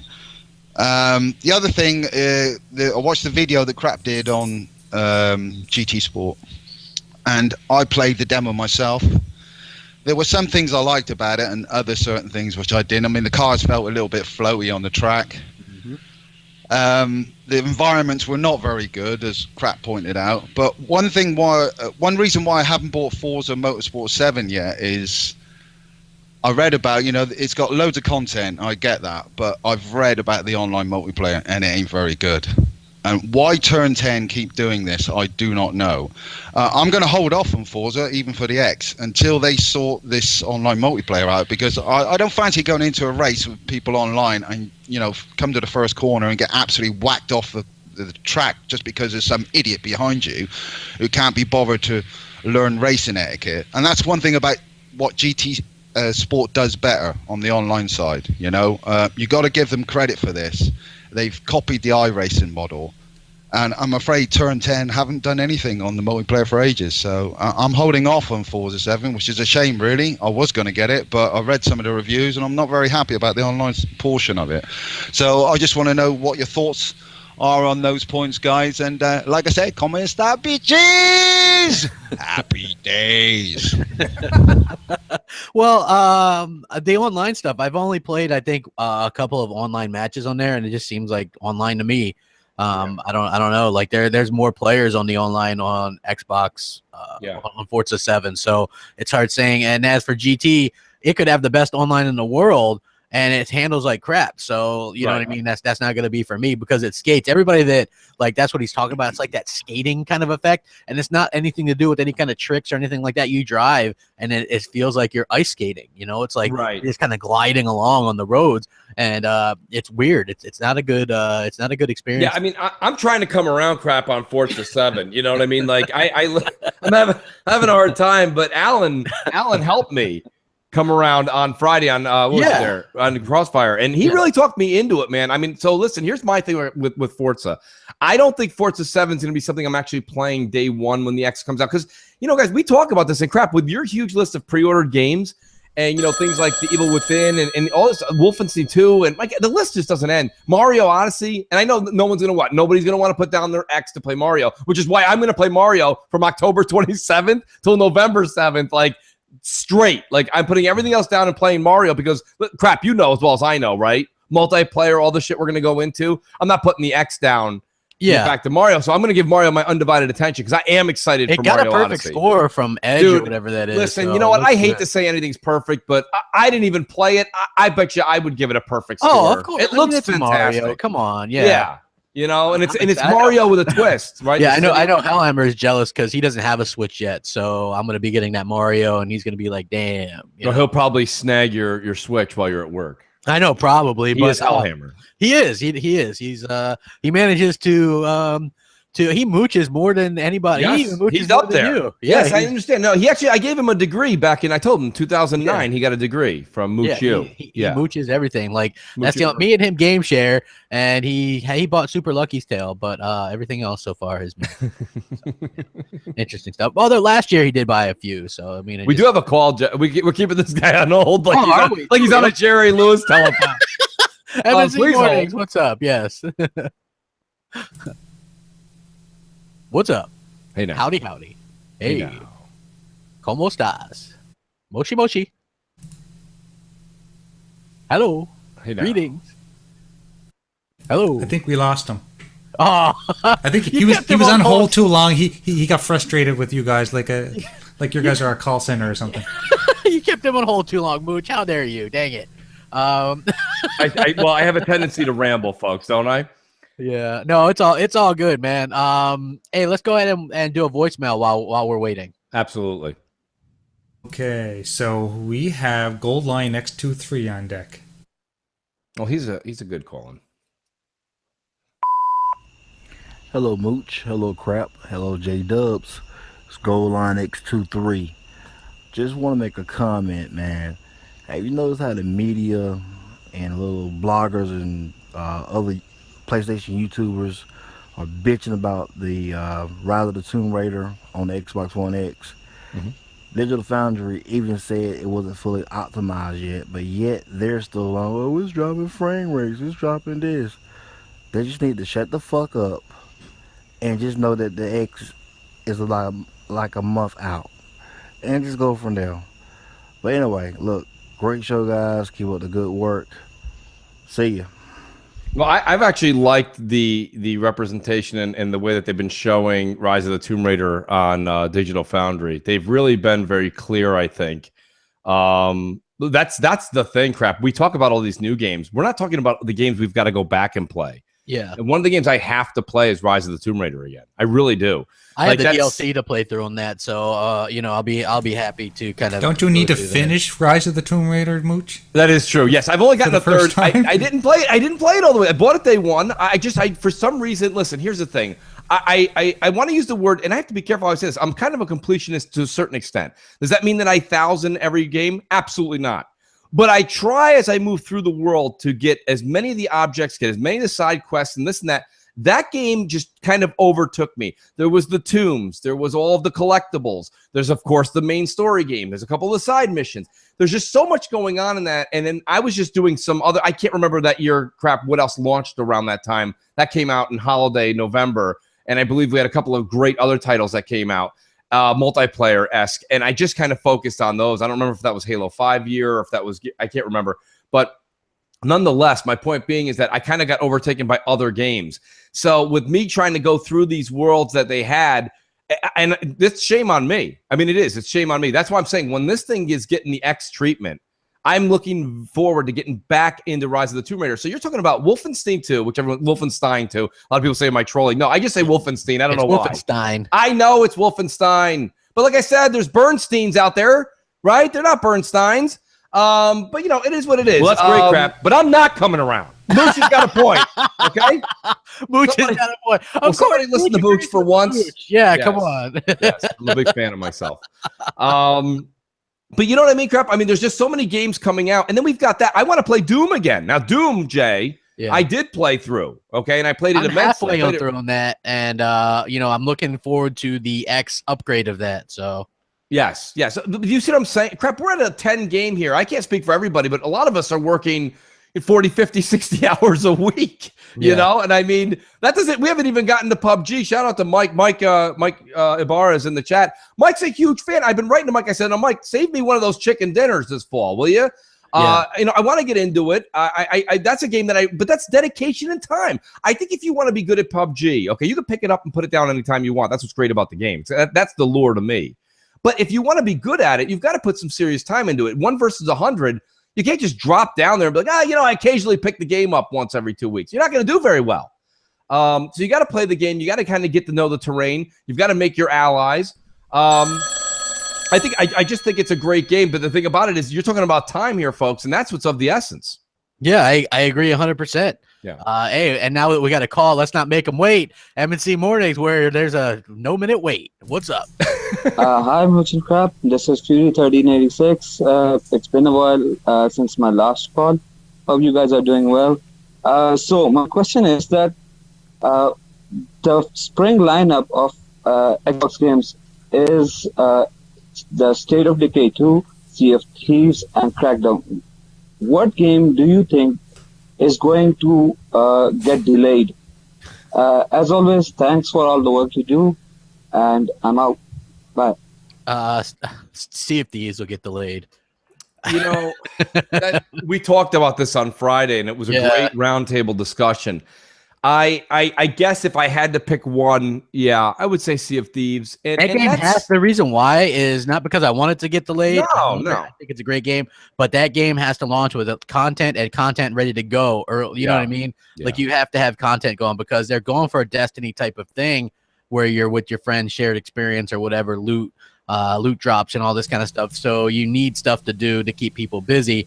And it's a very, very ambitious game. It is. In fact, it's that's one of the things. It reminds me a bit of the hell was you got that's some kind of Dubs' dog. That was my dog Shay. Maybe you were like a tambourine or something about to start a band or something. I don't know. I wouldn't mind a tambourine. There's been a good tambourine since Davy Jones and the Monkees. What do you have against tambourines? Liam Gallagher from Oasis can play that tambourine. Man. Yes, he can. Something about the Brits, they really got the tambourine down. They do. We never picked that up here in the States. Phenomenal. I love how we just banter back and forth about tambourine playing. So like that game, it sort of reminds me of how ambitious Fable Legends was, but I think it's going to be a different situation. Well, crap, allow me to come to See If Thieves' defense and shout out to Livewire. Rare. Yes, very rare event here, folks. Please take a seat while I do this. I don't want anyone to faint. No, realistically, I said to Livewire last night, we were jamming out, and he said, Mooch, what's your thing with Sea of Thieves? I said, I've been in the alpha, played it. I'm not seeing a lot of substance. I'm just seeing very, very. He goes, they can't put the substance in yet. And I said, well, what do you mean? What is that? He goes, Mooch, you know the way it is. Even any beta, it doesn't matter if it's Destiny or any of these betas. The minute you put any kind of actual task or mission or anything like that, people are going to go grind the shit out of it for and they're going to get to level 30 and blah, blah. They're not ready to release that information yet. So really what you are playing in is this massive sandbox, right? So they've just given you the sandbox to kind of roam around They're testing to make sure that many people can be in this world, if the world kind of functions and works. But we're not going to get a true, what I would call beta, until later on. And that's and you know what? That's okay. And that makes sense. So shout out to Live for actually putting 1 and 1 together. Where I was like, come on, give us a little more in this alpha, but that's not the intention of the alpha, I think. So, Sea of Thieves is a big question mark for me. I think it's got tremendous potential, but it's gonna need the Xbox community support. It is. I think it's gonna be the next like GTA Online. To be honest with you, something along those lines. I really think is gonna be. Well, if it's that big crap, that's what keeps Microsoft GTA afloat. Huge, if they do that, then that would be what Rare does for the next foreseeable future is work on content for that. Agreed. M&C Mornings, no minute wait. What's up? Yes. Hey now. Hey, Mooch and Crap and J-Dubs. How you doing on this fine evening? This is Yahweh from Xbox Live. I just got one simple question for you today. When do you think Microsoft will start phasing out the S and making the X their main console? That's all I want to know. That's a Thank great you. question. Bye. Great question. It's funny because, and I wish Mike would be able to call in. I actually wouldn't mind asking him. I know that, from a certain standpoint, you want to have the Xbox One crap. We talked about this on Crossfire too. The Xbox One family of devices, right? You don't want to just have Xbox One X. This is not a bad idea to have a bunch of devices that all kind of work together seamlessly. And I'll give you an example, crap earmuffs, but the iPhone, okay? iOS 11 just came out a week or two ago. And when it was released, or maybe it was 3 weeks, I wait because whenever I get the new hardware, I don't put the iOS, I don't put the new software onto my old phone. It's just, it's there's no need. My point being is that the phones, I have a 6 right now. A 6, I could put the iOS 11 on there. It works seamlessly. Yeah. Point being is that's what Microsoft, I think, is trying to do here with consoles. They're saying, listen, we are not going to leave you behind. However, Howie, the call-in, which I don't know if I said his name right, but isn't it? Yeah, we or something? Yeah, we. I think he'll get the point. I mean, the thing about it is this. I think eventually, right, you've got to move forward. And that means that you have to make the X the dominant brand, meaning like we've now recognized that majority of gamers are using the X and the S is there, it'll work, but maybe to be missing a few things, in the future. This is not going to happen on November 7th, folks, okay? No. Everybody relax. I have a little bit of a different take, maybe kind of the same, but actually I think that what's going to happen is much like the phones, since Microsoft doesn't want to do generations anymore, so the S will probably be phased out when the next Xbox after the X comes out, right? So whatever that is. I actually, somebody asked me on Xbox Live, they said, should I get the X or should I wait for the Xbox 2? I says, dude, I have a feeling that that's at least 4 years out, and so I think in 4 years time, when they have something that's more powerful than the X, then the X will go into the S's spot. Correct. And you know what I mean? Like Correct. that's how they do it'll slowly like kind of fade. But I still think you're going to get plenty of years out of it. I'm like, if you just got an S, don't freak out because they're going to support these things for a long time. Yeah, you'll have the S for another 4 or 5 years of like mainstream support. Then you'll start to see it kind of wither away slowly but surely. Yeah. That's the way it is, people. I mean, Exactly. listen, every one of these podcasts, not ours, any of them, I don't care, any tech podcast, people are talking about the new TVs they picked up. Yeah. New monitors, the new Elgatos, the new this, the new mouse, the new Logitech keyboard. Like, I mean, my point being is, you can't tell me that you went and bought a $110 or $150 Logitech keyboard. That's the latest and greatest in gaming. And pardon me for not knowing my keyboards correctly. I don't game on PC. But, and then all of a sudden. I'm just assuming those are good. Right. Have they already discontinued the Fats? The Xbox Fat? Dude, they discontinued those yeah. when the S's came out. Just there was Okay, a lot I of them wasn't left aware of over. that. Yeah. But the thing about that, Jay, and that's a design. That's a physical design that they got rid of. But the Xbox One Fat, if you will, or the Day One edition, still does what the S does. You know what I'm saying? It doesn't do HDR or anything. Just HDR. Just like the launch PS4s, those are discontinued. They don't make those anymore. It's the Slim and the Pro. That's right. That's just how these things go. But that doesn't mean that the original PS4 doesn't work. In fact, Hellheimer's using my old one, and it does like the fake HDR and stuff like that. So yes, Shout out to a couple people in the chat. Jez Cordon's here. Jez just celebrated his birthday. Happy birthday, Jez! I sent him a good happy birthday pic. It was wonderful. Yes, he sees dead people. That's I can't let that joke go. I remember the first time he was on, I think, Crossfire, and he was doing like a cam thing, and he looked a lot like the guy. So He did a little bit. Yeah, the resemblance was there, and it's a compliment, Jazz. It is a compliment. It is 100% a compliment. So the man does very well in Hollywood. Myself personally, the way that he looked, if you saw, Jazz actually had a picture up of what he looked like way back when he was younger, and to me, he looked like the X-Men. What was it there? I can't remember what it was, but the younger Professor X, the guy who was also in like Wanted. Okay, yeah, yes, yeah, I know what you're talking so about. he actually looked like that gentleman in Hollywood beforehand. James McAvoy. Thank you. Yeah, that is it. James McAvoy. Yes. That's who I thought he looked like from his youth days. He used to have some earlier shots up for Windows Central of his youth pictures. So, Jez, anyway, shout out to you, buddy. You do so much for the Xbox community. We can't thank you enough. You've been a great sound bit for us. Like all of us that can't get out there and be reached by some of the corporates and this and that. You've done a great job of representing us. So thank you, Jez. Absolutely. Good job. The man, the myth, Jez. Let's go ahead and get another voicemail since we're got a million of them. So we got. Yeah, we really should. Vodka, vodka. Hey, Mooch, Crap, JB. This is Dr. Vodka, Destiny's Trip Mind Genius. I was wondering, with the current monetary issue going on with content creation on YouTube, why doesn't Microsoft seize the opportunity and allow content to be uploaded to Mixer? PlayStation 4 can directly upload onto YouTube and has flooded most of my feed with PlayStation users. Allow Xbox to have a platform of its own that will bypass all the bugs that are occurring with this YouTube app we're currently facing and bypass it all entirely. I was just wondering your thoughts on that. Also, Mooch, you need to have a Destiny podcast because Fireteam Chat is full of noobs and Destiny Community Podcast is just a PlayStation commercial.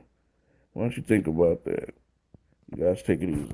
No, I appreciate that. He's not the first one to tell me that. I get a lot of people that write actually on Xbox Live, which means a lot. Yeah. Not that Twitter or YouTube isn't great, but on Xbox Live, all the messages I have, I mean, I get them. I mean, and it's just, it is what it is. I mean, 20, 30, 40 a day sometimes.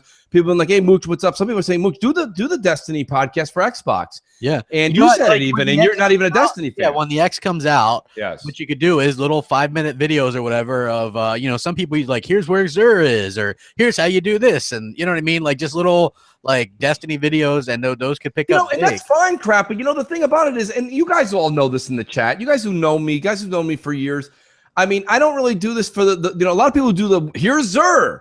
People do that because they want the clicks and the views. Like I'm not. If I'm going to do something with Destiny, I actually wouldn't mind doing a weekly reset show and kind of going over everything we did the last week, what's coming up, and just making a 45-minute show. And yes, we can go over some of the things like Xur and this and that. But like, there's people who are like, "Hey, tune into my channel on Friday for 5 minutes when I show you where Xur is." And it's like, what? Well, I mean, people click on it. I mean, heck, I click on it sometimes because I'm like, I'm not going to scavenge around looking for him. So I click on it. The guy gets a view. He ends up with like 20,000 views. Yeah. And it's just a location find. You know what I mean? He's nothing more than a Google Maps for Destiny. Yeah. It is what it is. Yeah, I mean, what's funny is there's people like Alan, right? Like he was on Crossfire. Like yes. if you specialize in a certain thing, like Halo or Destiny or Forza, you can like those YouTubers get huge. You know what I mean? Specialize in a certain thing. I don't know, maybe something to think about, but I think that would be cool, and you're talented enough to do something like that. I appreciate the compliment, and I'll repay the compliment and say I wish you were into it more because it would be a great M&C. Well, it would be event. Maybe when the X releases, I'm hoping that maybe like the graphics bump, and maybe you can start a new character. And lucky for you, Crap, I left my Titan character completely blank. I'm at 300 on my Warlock. I'm at like 290 or 295 on my Hunter.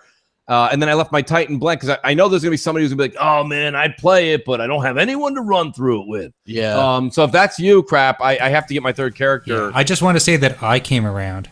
You did come around, buddy.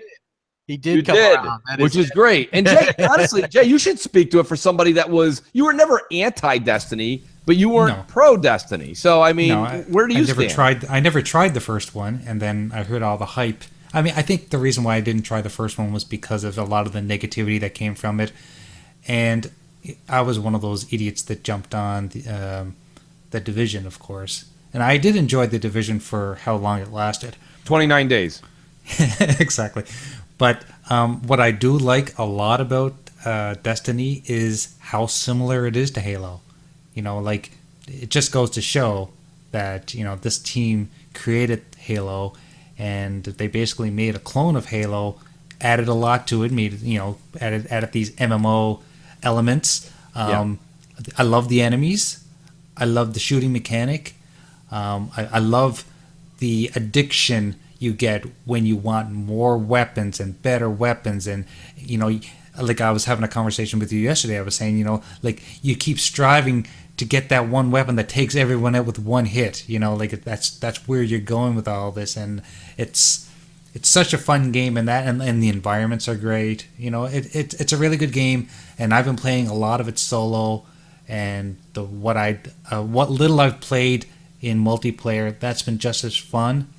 So, if people are afraid that they don't have a lot of friends to play it with, I don't think that's really an issue with this game, because I think this game can be played solo and still enjoyed. Yeah, I agree. Hey, and Jez just dropped the code. So if you guys were wondering, he dropped one in the chat. You guys. By the way, that's one way to distract Mooch. You put a free code out there. I'm like a cat with a ball of yarn right now, trying to figure out that missing letter. Yeah. Yeah. Have you ever seen that Will Ferrell skit? Yeah, I know. That's me. That's me right now. I'm like, you know, I'm doing A, B, C, D, E, F, G. Thanks to him, Predator, and Yard Stomper. They all donated in the super chat, which is pretty very cool. I've just turned that on just the last few weeks, so it's been cool to see some people kind of support and things like that. And going back to the other guy who was talking about Microsoft with Mixer, I wish they would allow you to do content, but let's be honest. The reason why so many people use YouTube is because it's the largest outlet.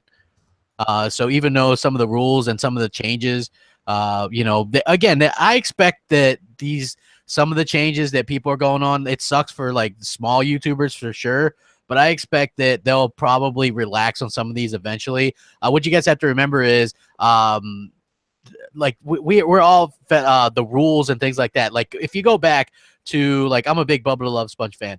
Back when there was that wardrobe malfunction at the Super Bowl, the FCC started cracking down on everything, and that's when he lost his job. And then everybody started tightening the things or whatever. Like nowadays, like I can remember back in the day, you weren't allowed to say the word dick, like call somebody a dick on TV. Now you can just do that on every show, right? Like Family Guy says it. You know what I mean? Like you can say that on TV.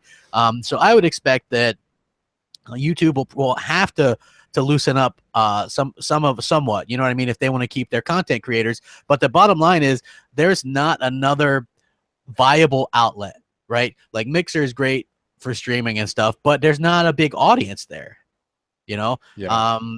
It's just not like there's not. It's easy to go, hey, well, that's like saying, you know, I'm like a WWE fan, and I liked it when there was real competition, and there is none. You know what I mean? Like they own everything. WCW, ECW, they bought it all out, right? So there's no competition there. That's kind of a bad thing in my opinion. Like NFL football, you only get Madden, you don't get another choice. Right. You know, like it or not. You could say, well, I'm going to go do this, but at the end of the day, that's not going to work out for you because there is no other viable option. Agreed. So, I mean, I think you're kind of talking to it to a certain extent, crap. But one of the things that I think that we should talk about was that caller's last thing. I think that Mixer needs to go directly. Is there any way that you'll ever see a marriage there between Mixer and YouTube? No, right? I mean, they're rivaling each other, right? It's a rival company. Yeah. The problem I have with that is I will say this much. So, like, we streamed the other night. You know, I don't mind it being like, you know, when you stream on PS4, it goes right to YouTube. Yeah. So like bing bang boom, it's on there. It is what it is. Watch out for the Mooch and Crap Star Trek Bridge Crew stream. That's going to be fun. Yeah, wait till that comes. By the way, you were off. I checked. It's funny. The only game that even I might consider grabbing on VR is, you said it was $20-something on sale. It is on sale, but it's still $39. So no, Star Trek Bridge Crew is $24 if you're a PS Plus subscriber. I am PS Plus. Yeah, I'm telling you, it's like $24. Well, let's not do it during the show, but afterwards we'll take a look at it. I thought I still saw it for $39 on sale from $50. That's how much normally it is. It's like $39, but it's on sale for like $24.99 or something like that. Anybody who wins Jez's code, let us know who won it and let us know what it is. I'm always excited to see a code drop in the chat. That's very cool. Something we don't do very often on this show. We usually do them on the Wheel of Wonder, but always good to see a code get dropped. Yeah, 100%. We should probably take another voicemail crap. We only have 75 left. Yeah, a million of them. J-Dubs. Let's do it. So we have a new caller. He goes by the name Bread or Decide. Okay. Hey, Mooch and Crap. My name is Bread or Decide. I'm actually a recent patron, and I had a question for you guys. You haven't talked much about Marvel vs. Capcom Infinite. What are your thoughts on that game? Love the show. Keep it up, guys. Marvel vs. Capcom Infinite. I have not played that, so yeah, not many have. To be honest, wait now, hey now. Sorry about that. No, that's not a crack on the caller by no means. It's just a matter of like I've said this and that crap. Tell me if I'm wrong here, but isn't that game that's a fighter game, right? Yeah, it's a versus match. It's another Killer Instinct. It's another Injustice. It's another Mortal Kombat. It's another fill in the blank. Listen, I don't know how many games can you give $60 to just because it's got a different skin. That's my problem, guys. I don't understand this. I still see some people playing Injustice 2, and man, I sit there sometimes and just stare at the actual like list of people playing. I'm like, why are you guys still playing this? Like, I loved Street Fighter 2. I love Super Street Fighter 2. I love Mortal Kombat when I was a kid. Like, to say I'm going to come home and play 6, 7, 8 hours of me versus Jay or me versus crap. I like the tournament that Danny Boy set up back in the day with was that Mortal Kombat crap? Yeah, it was. That was great. Mortal Kombat. That was great. And I tip my hat off to him for doing that and maybe using Arena next time. That was awesome. But to be honest with you, like that's far and few in between. And that's only a couple of minutes. I showed up for my match, played for 10, 15 minutes, and then I was like, I'll see you next week if I win again. If not, forget about it. Yeah. So I don't know. It amazes me how many people I know that are, 25 and above still jamming out to that. And they'll buy multiple games, right? Injustice 2, when they just bought Mortal Kombat. That's the same game. It's just now you have a cape. Cape Mega buys all those, and he buys Tekken 7. What are you talking about? And then there's Tekken, right? There's Tekken as well. That's right. Like, I'm like, come on, guys. It's the same game over and over and over again. I don't know. But that's apparently that's a me problem. I don't know. That, my friend, is a you problem. It is, Mooch. You're right. It is. That's a me problem. I don't know. I just don't see how people can play that game for countless hours. I know what they say. Different strokes, different folks. I get it. I mean, I've sat here and tried to talk people into Destiny for a long time. They don't like it. They don't like it. I understand that. But then, people are like, screw you, Mooch. I'm not playing Destiny 2. Now, if you'll get out of my way, kindly, I have Halo 5 to get to. And I'm like, what? I mean, that's what I don't understand. What I'm telling you is I don't like Injustice 2, but I'm also not playing Mortal Kombat. I'm also not playing Street Fighter 5. I'm not playing Tekken. See, I'm not playing Killer Instinct and then going and playing Injustice. I'm not playing any of them. So, I mean, that's my whole thing is people are like, no, screw Destiny 2, okay? Now, somebody get me another fucking aim-down sight shooter I got to get into. Give me Call of Duty right now. And I'm like, I don't understand why you'd want to play Call of Duty and Halo, but you hate Destiny. I don't understand that. But that like I said, that's one of the wonders, the eighth wonder of the world crap. That's what that is. Yeah, I agree. I don't know. Boggles my mind. Who do we got on deck, J-Dubs? Yes. We have Braveheart Gamer. This is Braveheart Gamer, getting in touch with M&C Mornings from the battlefields of Scotland, where I'm fighting those vile ponies and defending our gamer score. I want to ask Mooch and Crap what they think the chances of the Xbox One X giving Xbox a lead in the console sales for November, December, and into the new year. This is Braveheart Gamer, and I'm out. Could that have been any more from 1986 or what? That was great. What was his question? Will the Xbox One X boost console sales? It will. That music, boy, that's great. All I could think of was like maybe something like I don't know what it was from. I don't know. You can take my console, but you cannot take my freedom. Which would have been great if it was actually like a war theme music behind them. But that was something right out of like, a commercial between Knight Rider and like, the Facts of Life. I don't know what was going on there. That was an 80s flashback, but I appreciate it. I think the Xbox One X is going to do very well. It's going to do better, I think, than most expected. I think you're going to see 40% of hardcore Xbox fans go out and repurchase this Xbox. Meaning, the reason I say repurchase, they just bought an S, or they've recently bought an Xbox One Fat. And they're going to go buy again. And then you're going to get a lot of the people that jumped to PlayStation when power was the issue come back. So this is a big deal, right? And we're talking about some interesting things about how like the Evil Within 2 crap that's getting an Xbox One X update, but it's not getting a Pro update? Yeah, it's right? it's still listed as enhanced. So we're going to have to see how that goes. You know what I mean? Like, yeah, it's not listed as enhanced for the Pro though. Right. I mean, that's I myself personally, I think that could be something major. That could be something really, really major. Well, supposedly the Pro is more difficult to actually code for and stuff. It is. So yeah, so I mean that could be a problem. And if you look at it, the Xbox One X is over 150 enhanced games right now, and it's not even out yet. The Pro has like 25, 30 less than that, and it's already been out since last November. That is huge. Like that is just going to get worse and worse. You know what I mean? So right. Yeah, we'll have to see. We'll have to see how that works out for Microsoft. I think it's going to work out extremely well for them. It makes sense that it would. Yeah. So, hey, we're almost to 250 likes. Hit that like button, folks. Let's do it. As we take another voicemail, because we got who is this guy, Jay? He's a new caller. I don't even know how to pronounce his first name. Daft Tranter. Okay. I like new callers. That means there's more people joining us, which is fantastic. Hey, M&C Mornings. I'm just wondering, this is my first time joining your, watching your live stream or listening to your live stream when I'm ready for my channel.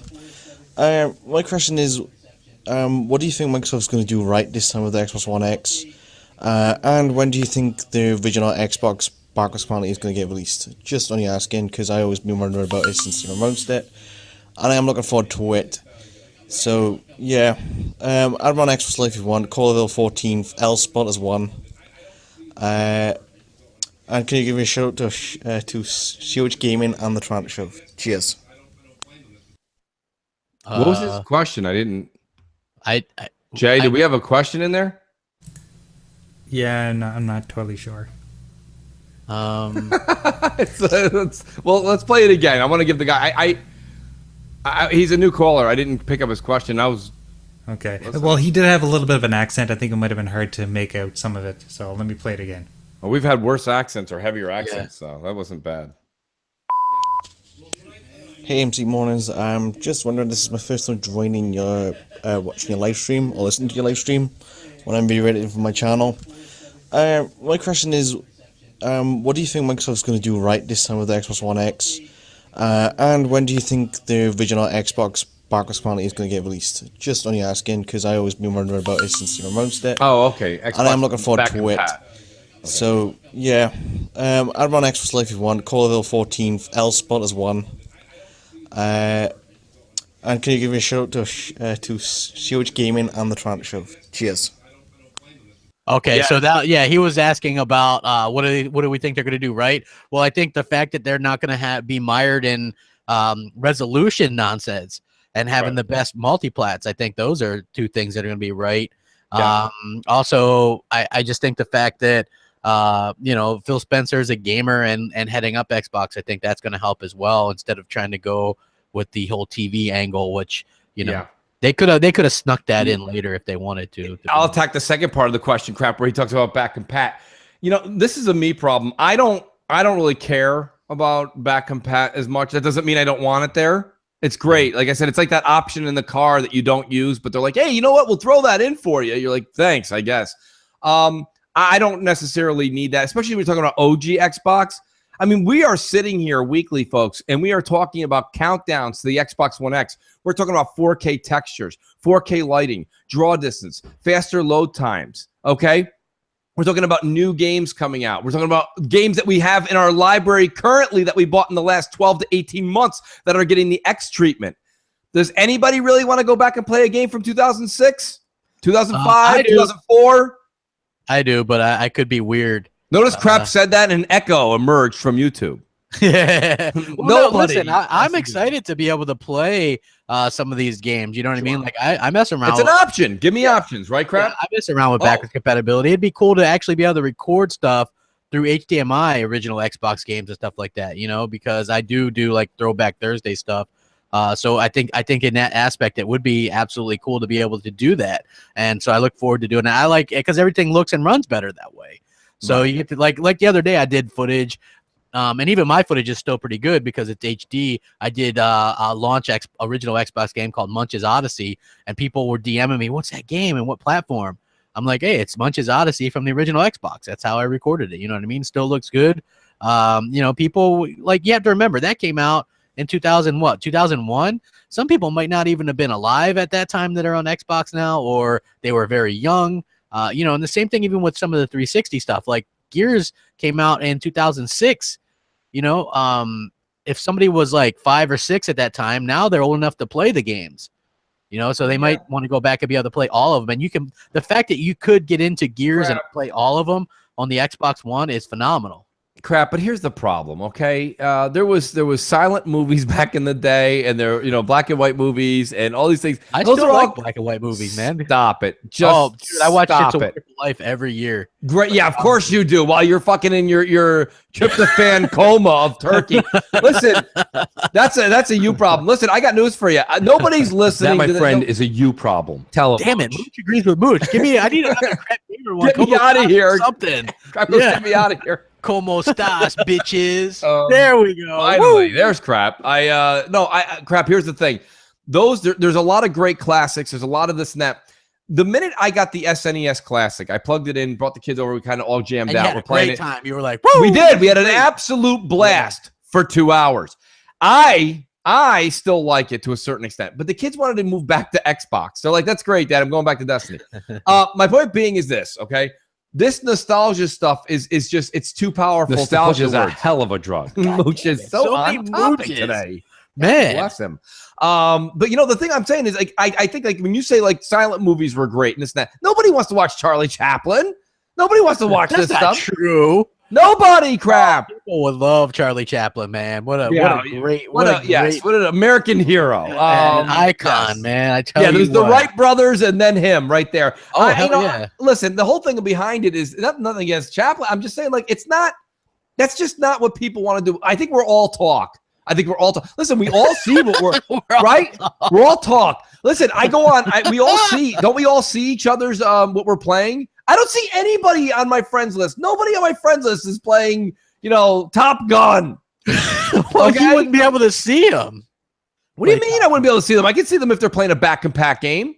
Well, yeah, but Top Gun isn't a. I'm joking. I went as far as I could go. You know what I mean? I could have said E.T. My point being is that, like, nobody's playing these games. They're just not. Like, when someone said I played an older game, they're like, "I'm like, what did you play?" They're like, "Witcher 3." Oh, okay. You're real vintage. You know, it is what it is. I'm just saying, like, I just think a lot of people say this. Look, somebody in the chat, Fox Mulder goes, "Don't mess with the chap." See, you're finding out, man. People like some of those older things, man. Yeah, no, listen, it is what it is. All I'm saying is, folks, listen, options are options. If anyone's listening, I'm not saying I don't want OG Xbox. I'm saying I'm not going to use it. I'm not. This is a me thing. I'm not using it. And I'm willing to bet that 95% of you are not going to use it. I'll use it. It's a nice service so that all the... Now, listen, I agree with you, but let me tell you why you're wrong. Man, this segment is totally mooching out. I love it. But yeah, I mean, that's... Oh, crap. Let me be positive here. And I kind of wish Mike was still here. Something mooch is coming around. I am coming around right now. I am loving the new UI.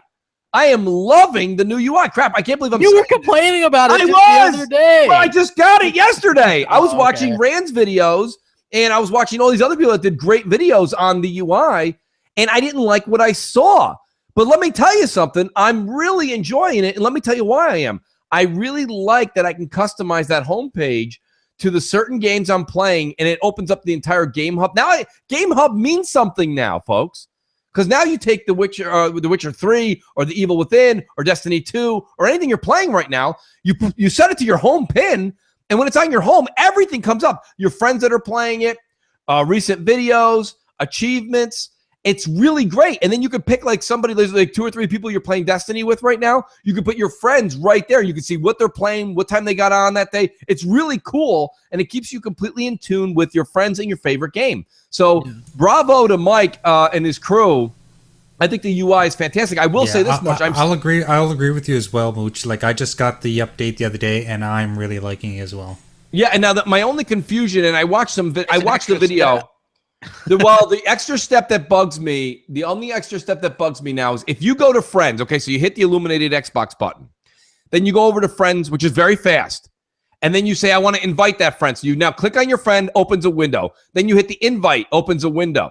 Now, if anyone's listening from Xbox, I would like to just be able to push to the right and go back to my TV, whatever I'm playing or watching. No, what I have to do is I have to hit B 3 times to get out. It's like you have to click your heels 3 times to go home. There's no place like home. There's no place like home. There's no place like home. There's no place like home. And after the 3rd time you say it, you're back in your bed with the ATM.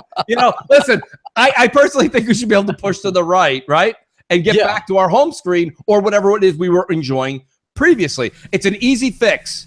It runs much smoother, I will say that. Here's a quick question. How many whenever you're doing this, are you normally wearing a headset? Yes. Okay, then why don't you just use Cortana to do it? Stop it. Stop it. Somebody issue Jay a pink slip. Oh man. No, there's no. Listen, I do have my Kinect hooked up, but Jay, that Cortana, like when I talk to Cortana, that's like me talking to somebody. But you don't need Kinect. You just use your headset. It's just not working out. It's just not working out.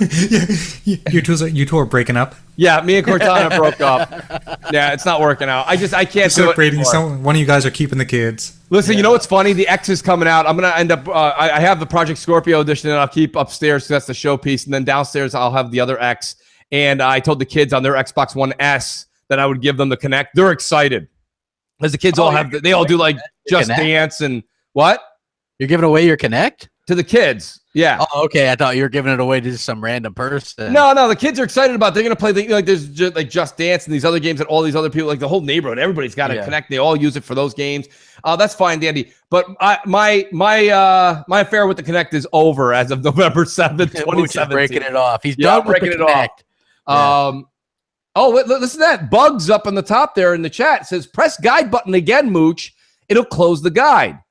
I did not do that. I will try that. Like I said, I just got this new UI about 24 hours ago, maybe 48 hours ago. Because my new Xbox wasn't into that. I was like, oh no, I was freaking out. I was like, why am I getting this? Because I could have sworn I got out of that program, right? I was happy. Yeah. I gave Cortana. It's not you, it's me speech. It's over, folks. Yeah, like I don't know. For me personally, I don't use the Hey Cortana, but I still use the I removed it back to the Xbox, do this or do that. Xbox, take screenshot or whatever. But actually, instead of screaming at people when I'm online doing something, from now on I'll just like double click the thing and do whatever. You know what I mean? Like whatever. It usually works either way. So, but let's go ahead and get some more voicemails in. Who do we got? We got Triple Cup on Chick. We have Triple Cup. He's up. Triple Cup Chuck. And he's up. He's up. Yeah. What up with your crapping Mooch and J-Dub? This your boy Triple Cup Chuck, and I'm up. And I finally got the opportunity to call in and talk about this amazing game called Cuphead. Oh, but first, before I talk about Cuphead, I want to give a shout out to She-Wolf. She made my avatar for my Cuphead for my YouTube channel. You know what I'm saying? I appreciate that, man. I love this gaming community that we have. But anyway, though, my question for you and Crap and Mooch is not about Cuphead, but it's about Cuphead. All right, look, check this out.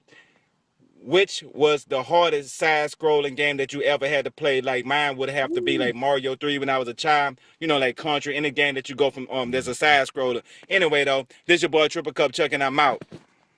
I would say it's either Super Ghouls and Ghosts, or Ghosts and Goblins for me, side-scroller. And Super Ghouls and Ghosts is on the SNES Classic, and it is glorious. It is glorious. Let me just go ahead and say that first and foremost. Fantastic having that, but that would be the one that I would pick, Triple Cup. The hardest one, huh? Man. Is he saying like the hardest old school one? Well, he said side scroller. I mean, you can go as far as Ori if you wanted to. Cuphead and Ori are both incredibly difficult. Both games I'll never ever be able to beat. Come on, crap. I mean, listen, the thing with Cuphead, I'm on the second island, the second world. I'm taking my time with it. I get a little bit of time, but you can get frustrated, and then I go back to it, and then I get frustrated. But some of those bosses, just like I don't understand. Like maybe I just don't have the reflexes like I used to. But growing up, I never had problems. Like I whizzed through Mario 3 even as a kid. Well, it's funny here. You have Irrelevant Native in the chat. It's not that people don't play old games. That's something new. NES Classic came out. But like in 2 years, I'm not going to be like, what do you mean? The new game came out yesterday? No, I'm going back to the NES Classic. I don't know about you guys. Fuck that game. No. That's what I'm saying. I'm saying people just don't really get into the older games like that. Like you have an OG Xbox. I have an OG Xbox in my house. I have the games that I'm going to play right there in front of me. I don't turn on the OG Xbox. What, you think because all of a sudden I can put the disc into the Xbox One X, all of a sudden I can't wait to play it? I mean, you're fooling yourself. It does make it easier though. It makes it easier, but like nostalgia I said, is a hell of a drug. It is. I need some of my own new ones, man. Don't I have any other ones, Jay? Come on, rack them up. Oh, well, there we go. Well, I'm glad Irrelevant Native now is. He goes, all right, I got you, Mooch. You son of a bitch, which is great. Which is sounds You're some bitch, which is great. That's our Merle and earlier our Merle and Daryl segment. Hey, Daryl, go get some batteries.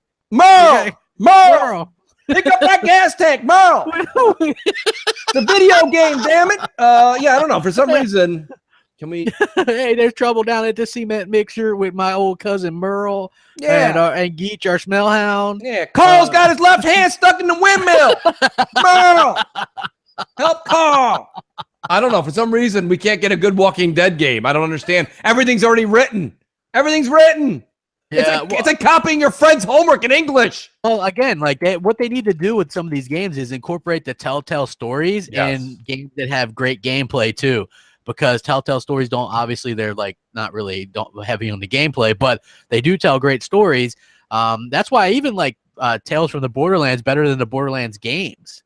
You know, and I'm glad you bring that up, crap. I can't wait. It's one of there's a few games that kind of just get me excited. I don't really have much of that this fall. There's a lot of great games I'm looking forward to, but games that you say I'm like excited to jump back into. Borderlands 3 can't come soon enough. I am so jonesing Borderlands 3. That was one of my favorite games to play. And it's not because, don't get me wrong, the story was good. The enemy Jack was great. Handsome Jack was great. All that was fantastic. But I just missed the 4-player co-op in that world that they created. I love that world that they created. Never even played through the second one or that. I have the Handsome collection. I've never played through it. So if you want to jam out, crap, I mean, I'll gladly do that. It's one of those things where you don't have to do every side mission. I've beaten the game where I did it. I think I did 90% of the side missions. Yeah. But it's the game doesn't get old. The game doesn't get old. You committed a cardinal sin there, Jay, with our next caller. We'll have to see, but go ahead and play it. Long time fan of the show. Yes, without the oops. What's up, Mooch, Crap, and Jay? What's good? Y'all already know it's your boy, Def Jam Bam. Question for y'all. What game do you think will have the bigger release this year as far as sales go? Call of Duty or Star Wars Battlefront? I'd like to hear y'all opinions on that. And how is it that the Xbox One X is about to come out in a month, but they got 100 and I think it's about 130 games that's going to get the 4K treatment or enhanced treatment, and the PlayStation Pro been out about a year. How many enhanced games they got? About 90, 98, 96, somewhere around there. You would think the Pro would have had more by now. What's your opinions on that? Until next time, peace. No seagulls. I'm very sad by very this. Sad. I was messed up because he usually calls for them, and that's my cue to actually go in and edit it, but he didn't call for them. So well, I actually want him to be like, he's supposed to be our Marianne from Brooklyn, so he should have seagulls through the entire, like the whole every time.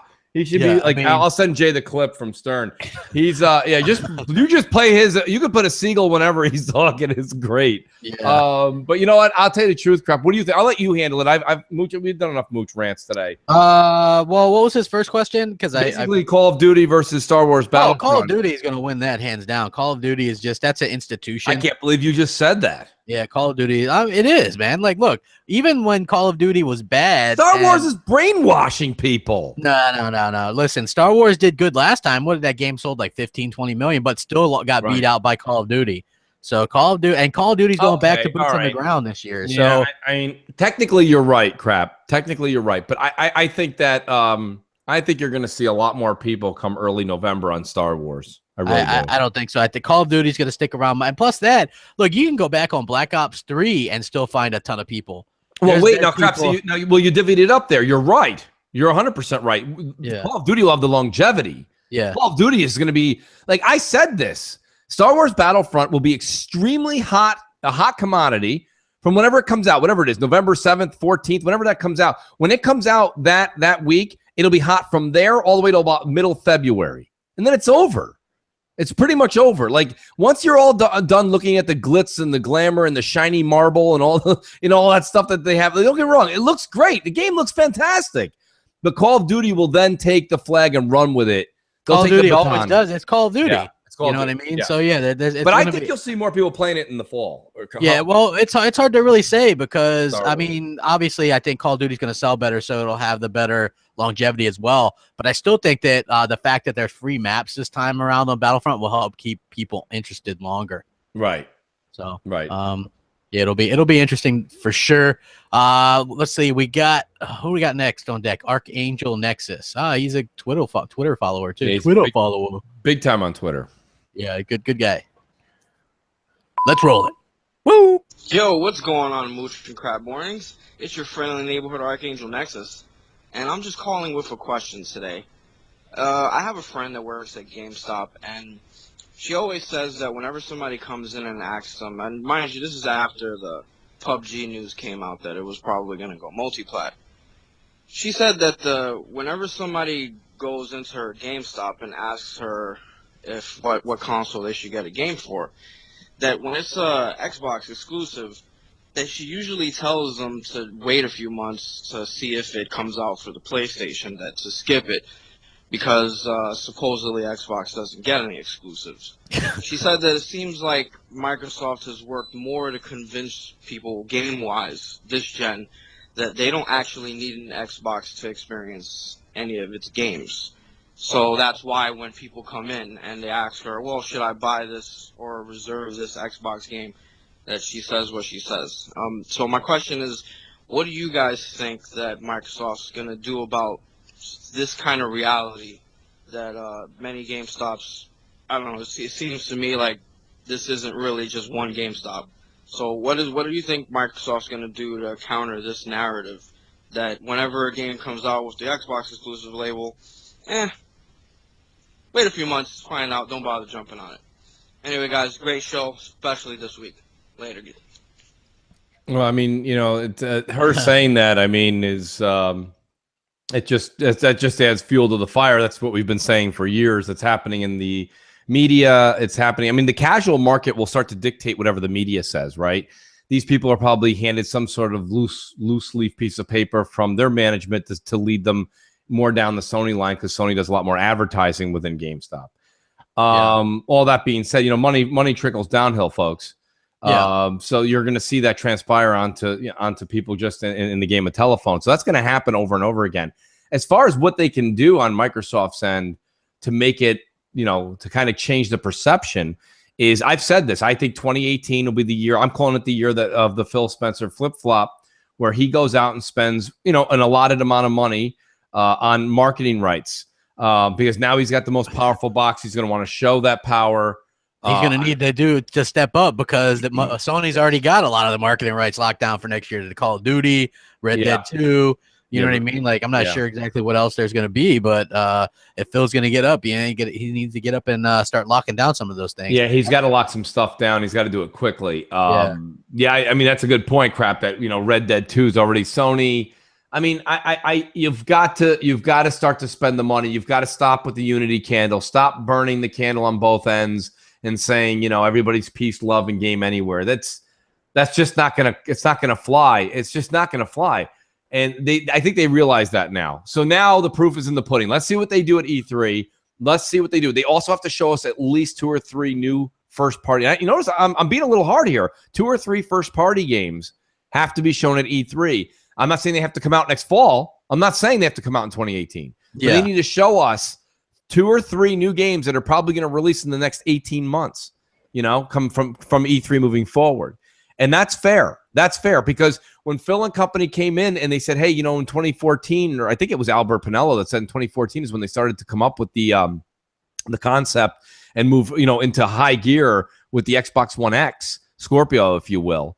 You can't sit there and be like, hey, guys, you got the greatest piece of hardware in the world. And then somebody like last week was like, oh, shit, we forgot the games. That doesn't really fly with me. So somebody's got to be working on something. And if for crying out loud, you don't have any internal things working out, you've got to go buy somebody. I know I hate saying that because that's such a layman's term, such a novice thing to say. Go buy a company. I mean, it's not as easy as that. First of all, hey, go buy a company. What are you doing? Somebody, all right? Yeah, go do something. Buy something. Buy something. Yeah, help Merle out. I mean, but it's funny, crap. I was noticing one of the first icons that just boom popped up when I launched Evil Within yesterday. Evil Within 2. Was Havoc, the Havoc engine. And, Microsoft went and bought them, and Havoc's, they're making money. Them. Yeah, go buy Havoc. Buy something. Havoc, yeah. Buy me lunch. There's a lot of things that are, it's not as easy as just go buy them, but they need to do something. You need to do something. You can't have, look, I don't think Days Gone is going to be a 9 out of 10. I think it'll be a solid 7.5, but you've got that. Then you've got all the marketing. I think it's going to be a 6.5. Well, it could. I don't know. We don't know enough about it. I mean, God of War is probably going to be good. It looks like a discount. I don't know, discount. It looks like all their other games. Yeah, it looks like a discounted version of their other. But you know what Sony does great is they'll go ahead and do that discounted everything according version. to the media. Right. Yeah. No. But I mean, I think Days Gone will surprise you, crap. I think it'll actually be a decent game. I really do. When Sony has time, and they do have time, because this year they had so many games coming out that weren't first party, and then the marketing rights and all this other stuff, they had time. So they were able to push Days Gone back and back and back and back until it's really, really polished. Hey, Ray Barretto on Twitter says, I think Phil should try to lock down Anthem. Like, here's the thing. Well, that's not going to happen. That's a BioWare thing. That's an EA thing. It's a new IP. They want this to be a hit. They're going to release that on many things as possible. Right. The things that they could try to lock down for console exclusivity anyway, it would be something like PUBG. That would be perfect because it's not known. It's not out. You know what I mean? It's not a big company. Microsoft has a lot of money. They have both Windows and Xbox that they could do. You know what I mean? That's they right. can say, hey, we're going to do crossplay. We're going to do this. We're going to do that. We're going to help do this. Of course, it stays on Steam. It's fine. Yeah, like that's fine. Like I think if they're going to put stuff on PC anyway, you might as well put it on the store that works. You know how many people I see say that the Microsoft Xbox store or Windows store or whatever doesn't even work? And like there's all kinds of down. You think Cuphead would have been the success that it is if it was if it didn't get PC support on Steam as well, because it did over 500,000 on Steam. So and so obviously did well over. But I'm okay with that crap because I don't care that's either. Microsoft's platform for all practical purposes. It is. Hey, we got a good friend we gamed with the other night on deck. Okay. Oh, let's hit Space Cat up. Yeah. Great gamer. Hey, what's up, Mooch and Crap? It's Space Guy here. I was just wondering, do you guys have any games that come to mind that you are surprised aren't getting X enhanced? One on my list is Prey. Very strange that one's not getting X enhanced. Keep up the great work. Okay. He kept on slapping me around on Gears, man. Then I started headhunting his ass. I was just like, man, I got to go after that Space Cat. Yeah, Space Cat. Space Cat he's not a big talker. No, he's not. I was just like, damn you, Space Cat. He just come out of nowhere and just start like smacking you around. Games that I'm surprised that aren't getting X enhanced. Well, it's about 100% sure now that Call of Duty World War II and Destiny 2 will get enhanced. Yes. I'm trying to think of a game that isn't getting enhanced that probably should. I don't know. Well, I mean, I'm glad you brought that up. I mean, anyone that's holding on and still saying, I'm not getting Destiny, I'm waiting. Stop waiting. What are you waiting for? There's no reason that we're looking at you, Xbox junkie. We're looking at you, junkie. We love you, buddy, but you got to get on there. If it's a game you want to play, go get the game, enjoy it, because let me be honest with you. There's no way that anyone could have been following these gaming streets, these gaming news articles, this gaming everything we do, and not know that Bungie's not going to be the only company to come out this fall and not have the X enhancements. They would look terrible. It's terrible PR. I mean, I don't care if Sony sold more Destiny 2 copies than Xbox. They haven't sold that many more, not in the States. It's probably fairly close. You're going to upset, half of your United States customers, probably everybody else. Come on, it's not going to happen. Just doesn't make any sense. And plus, Bungie's working relationship with Microsoft has always been very good. Okay, if they had a bumpy road, that was ages ago. That's not the case like anymore. To see, even though it would be maybe Sunset Overdrive and patched with some HDR or something. Yes. I think that would be cool. I'm afraid that if Sunset Overdrive gets HDR, we're actually gonna have to wear sunglasses at night. Yeah. Somebody cue that 80s song. That would be overload. Okay. You wouldn't be able to, okay. But it is what it is. Jay, let's take another voice call because we're getting close to the 2-hour mark, but I do want to get more voice calls in. Sure, we've got Monkey Punch. Well, we started a little bit late. We actually I can go late. Don't worry, my Giants are on 5. I've got all day. I got all day, folks. I'm here for you. We got an offensive line down here, Eli. Yeah. Let me get down there. Let me get down there, then. I'm here for you guys. I'm here for the gamer, okay? Yes. Okay. Hey, Moosh, this crap. This is Monkey Punch. I got a question. I was wondering, will you think there'd be more Super NES minis on the way? And great show, guys. And can't wait to hear your answer on it. Bye. Yeah, there's going to be more on the way. Crap. Yeah, they're even bringing back the NES mini. Right. So that's going to come back next year. So yeah, who doesn't like money? Yeah, you know what I mean. I haven't met anybody yet. I mean, I think it's gonna be. It'll be back. I recommend people who have Ouya's get one. J Dubs. I don't. Somebody said something. Jay! Out to me. Somebody said something out to me. Somebody said something to me today saying, "Hey, Mooch, my son hacked the SNES Classic, and he was playing a game that's not on there. I don't even know how you would do that. You gotta love the kids these days, right?" Yeah, the kids, they're crazy, right? Hack Crazy everything. kids. Myself personally, I just don't have I'm not like, hey, look, I have an hour free. Let me hack this mofo. No, I mean myself personally, all I do when I have an hour free, I'm like, oh, good, maybe I can defeat another enemy in Cuphead. I cherish that hour way too much to sit there and try to become one of the Batman evil sinister villains and hack things. I for some reason that's just not how I like to spend my time. But I think it's cool if you can. Yeah. I have a quick question for you guys since I never ask questions. Yes.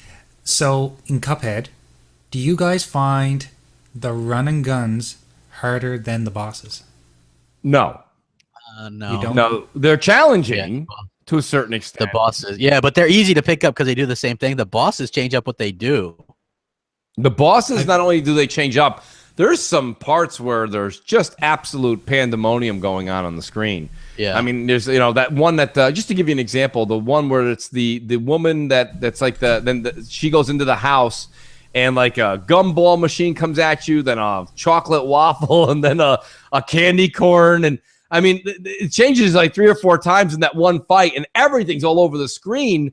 I did find the one perk, and I don't remember the name of the perk, but you know how you can parry when you hit that the sugar cubes. Yeah, the sugar cube. Well, there's one of the things you can buy from the shop that allows you don't have to double tap. You just need to jump on top of it. That's the sugar cubes. Oh, that's the sugar cube. Thank you. Yes, that's it. Thank you. And when you do that, it automatically starts to earn you towards that mega blast. You know what I mean? When you hold the B button in, right, Jay? So I think that's a really smart tool to use. I don't use the smoke bomb very much. I do use the my main weapon. I use, of course, the long distance blue shooter that comes with it, but I also got the 3 red triangles at close range. I use that. It's hard, man, but you got to really be in the jumping. And like Listen, you know what I love about Cuphead is getting me ready completely. This is like my my Rocky warm-up theme game, right, to my Super Mario Odyssey about to come out in a couple weeks. Yeah, I played the level yesterday in the carnival where you end up fighting the hot dog at the end of the run and gun. I must have tried that level 100 times, but the great thing about Cuphead is you don't get frustrated. You basically, when you die, it's like, I'm getting them this time. And then you die again, and I'm getting them this time. That's and it. You keep going back and keep going back. It's so addicting in that way.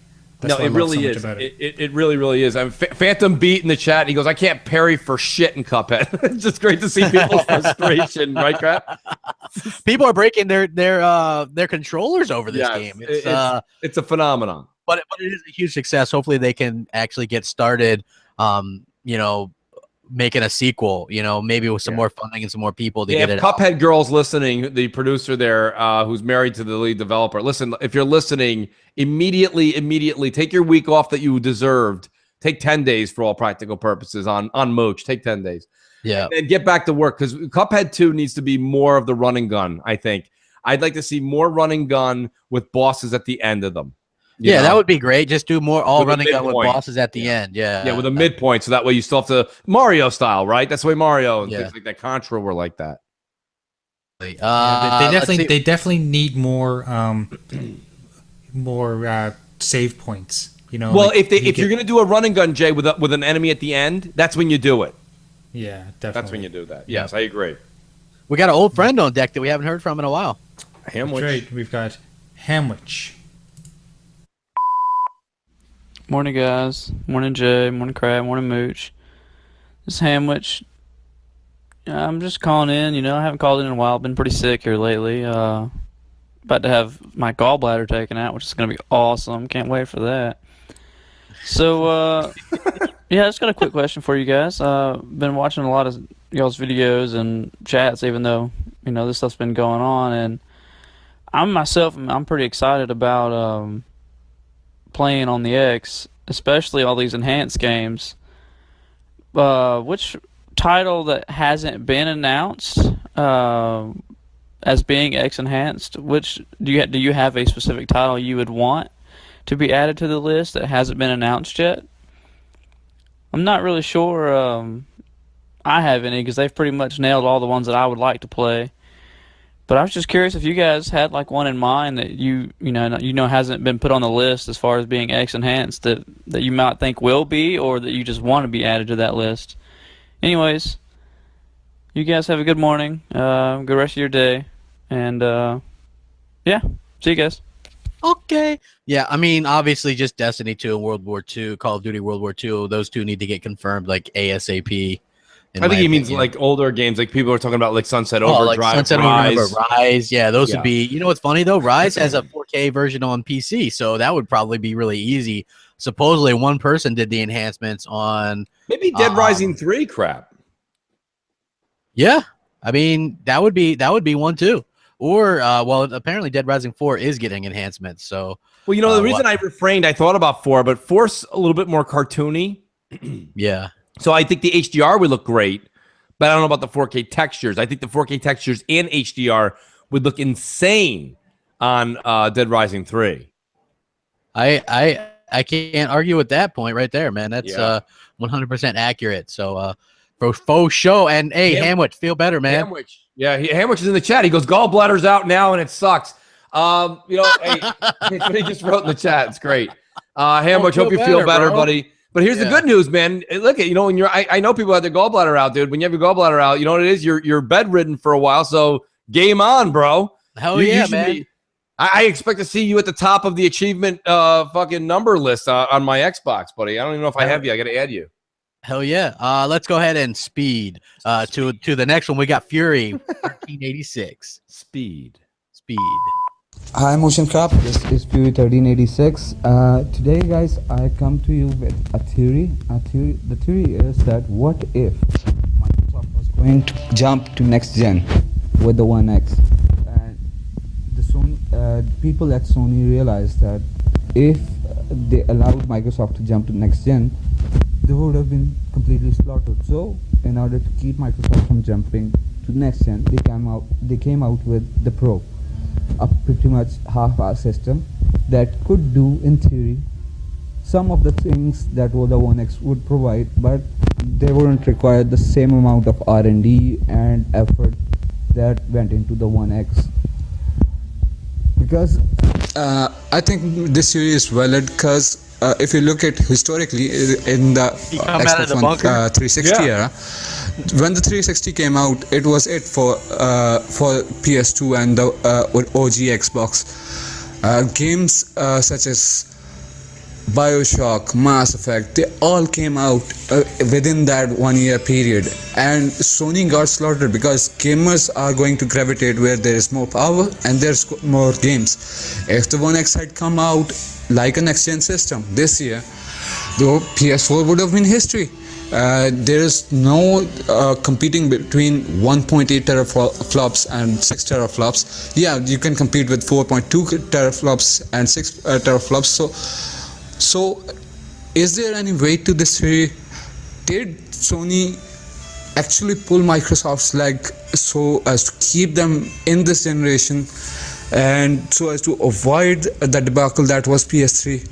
If so, I would like nothing more to hear from you guys. Thanks as always. Bye. That's. Did you understand a lot of that, Mooch? I didn't. I really didn't. J-Dubs, you got anything?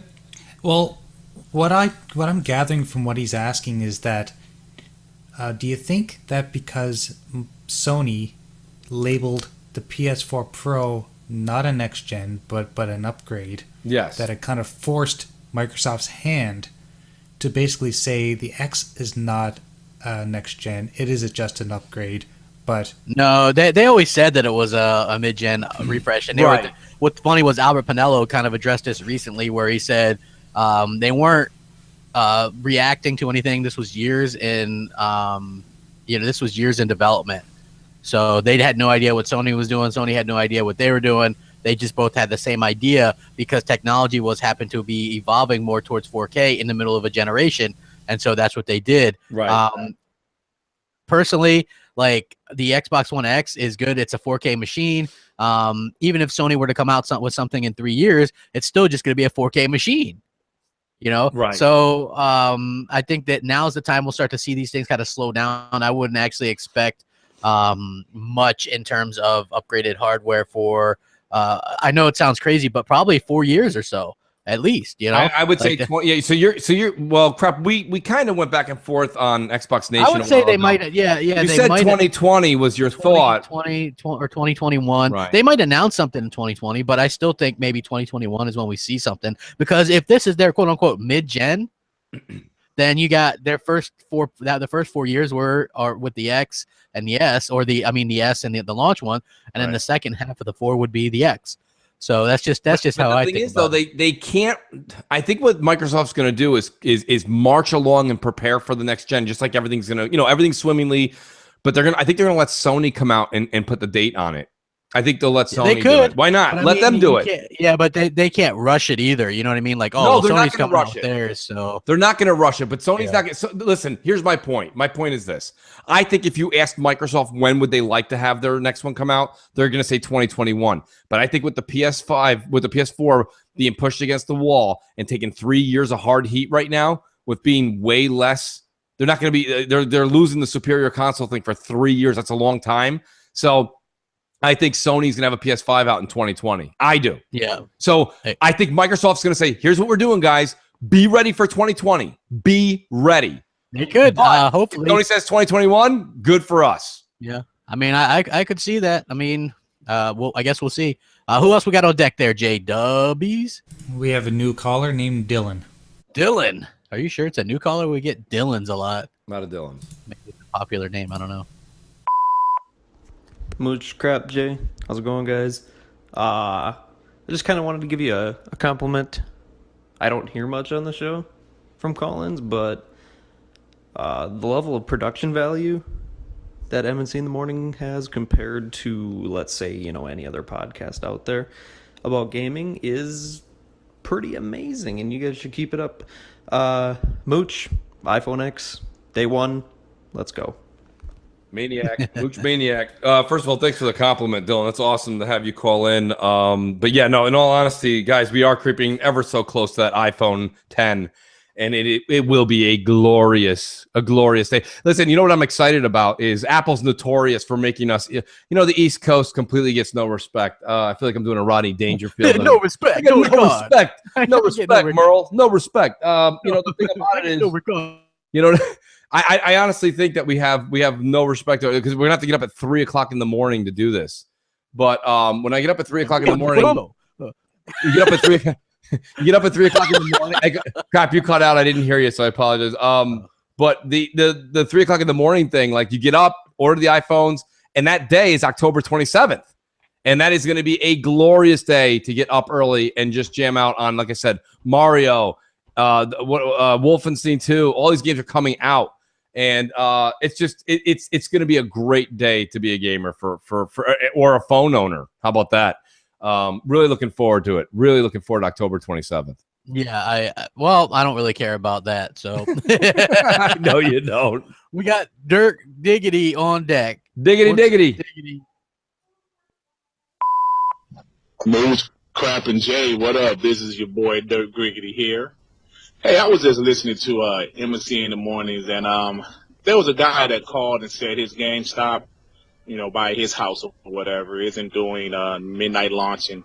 Well, I guess that's GameStop, because I was just talking to a district manager at the GameStop by my house, and he said what they're doing is a little bit different. He said, one, they are doing at midnight, and he said the Project Scorpio edition got between 12 to 16 consoles per store, per GameStop, and like this guy, he's over like maybe 7 to 8 GameStops. He's a district manager, and he said, but with the standard edition, what they're doing, they're just taking pre-orders, and they're going to stop taking pre-orders on a certain date. I'm assuming sometime in October, because he said that even he doesn't know when they're going to stop it. So I'm not sure if this is working the same with other stores, other department stores. But he said with GameStop, that's what they're doing. They're just taking pre-orders, and they're going to stop taking them after a certain date. So I was like, yeah, I don't know. So I guess people, maybe they don't want it to be selling well. But it doesn't matter. It's going to sell well, and I'm hyped for it. Well, anyway, fellas, hey, one quick thing. If you guys want a good laugh, listen to BGST E3 2015 reactions. Oh, my God. To hear Zaire cry and whine about, come on, Microsoft, where's my Joe Montana? Where's my Joe? Oh, man, that was the funniest shit ever, man. Oh, just knowing what we know now. Well, anyway, fellas, keep doing what you're doing. Peace and love. Yeah. Yeah, that's funny. Like listening to some of the older stuff. I was right on for a lot of those things or whatever. And, it's, always good to hear from Diggity. Appreciate that. I think that, yeah.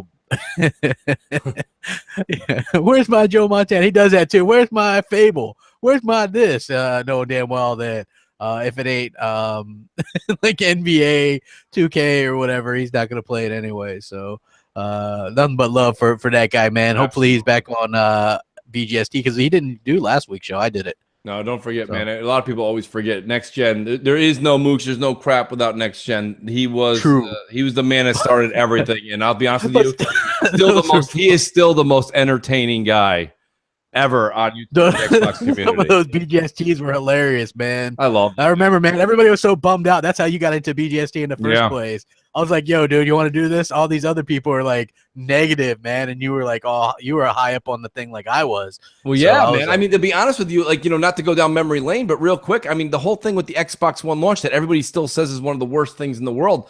There was nobody more excited than me when the Xbox One first, like when he talked about it. Even the TV.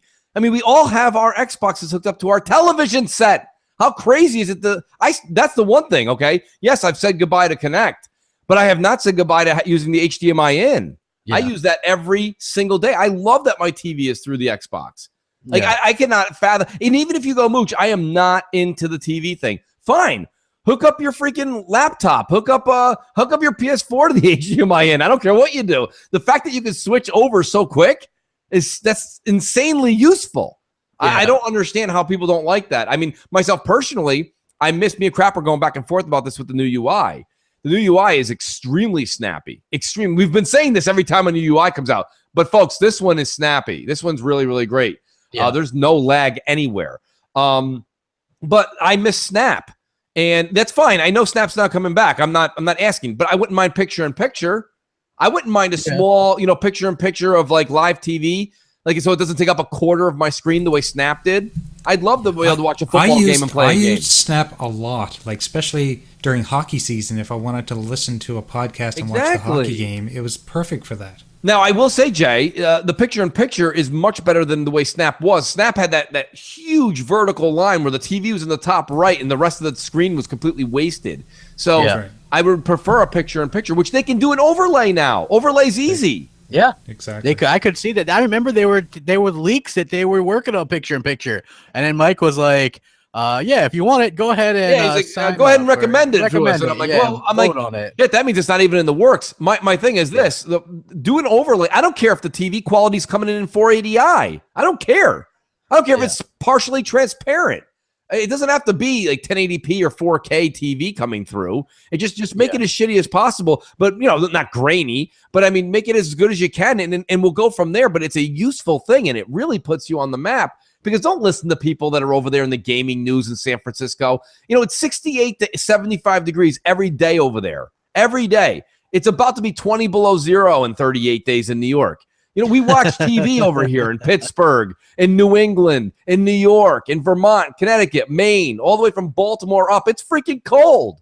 So, give us a break. You know what I mean? We're not all the people that put our consoles in our backpack, get a coffee, and head off to work. We don't do that over here. And it's really cold in Nova Scotia. It's outstandingly freezing in Nova Scotia. Ask the people in Buffalo if they put their Xbox One or PS4 in their backpack and go to their friend's house. They don't even know what you're talking about.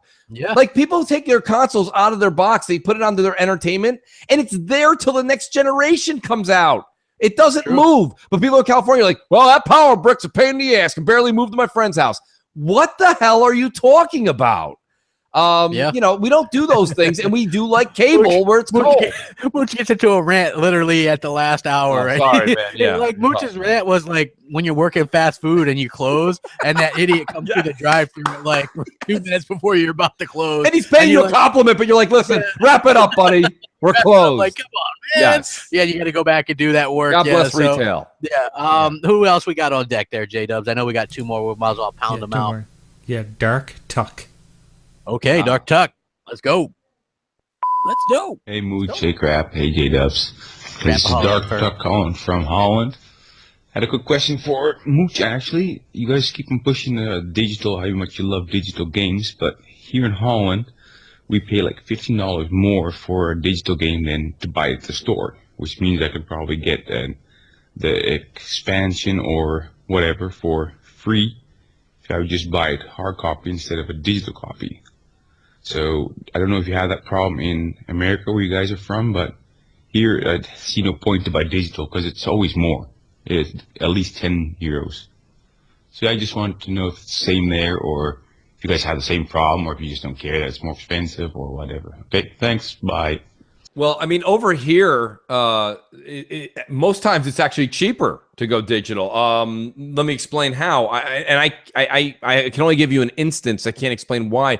But I bought a digital code for a game at GameStop for a new game, and it was $60 even. Why wasn't it 64 and change with tax? I don't know.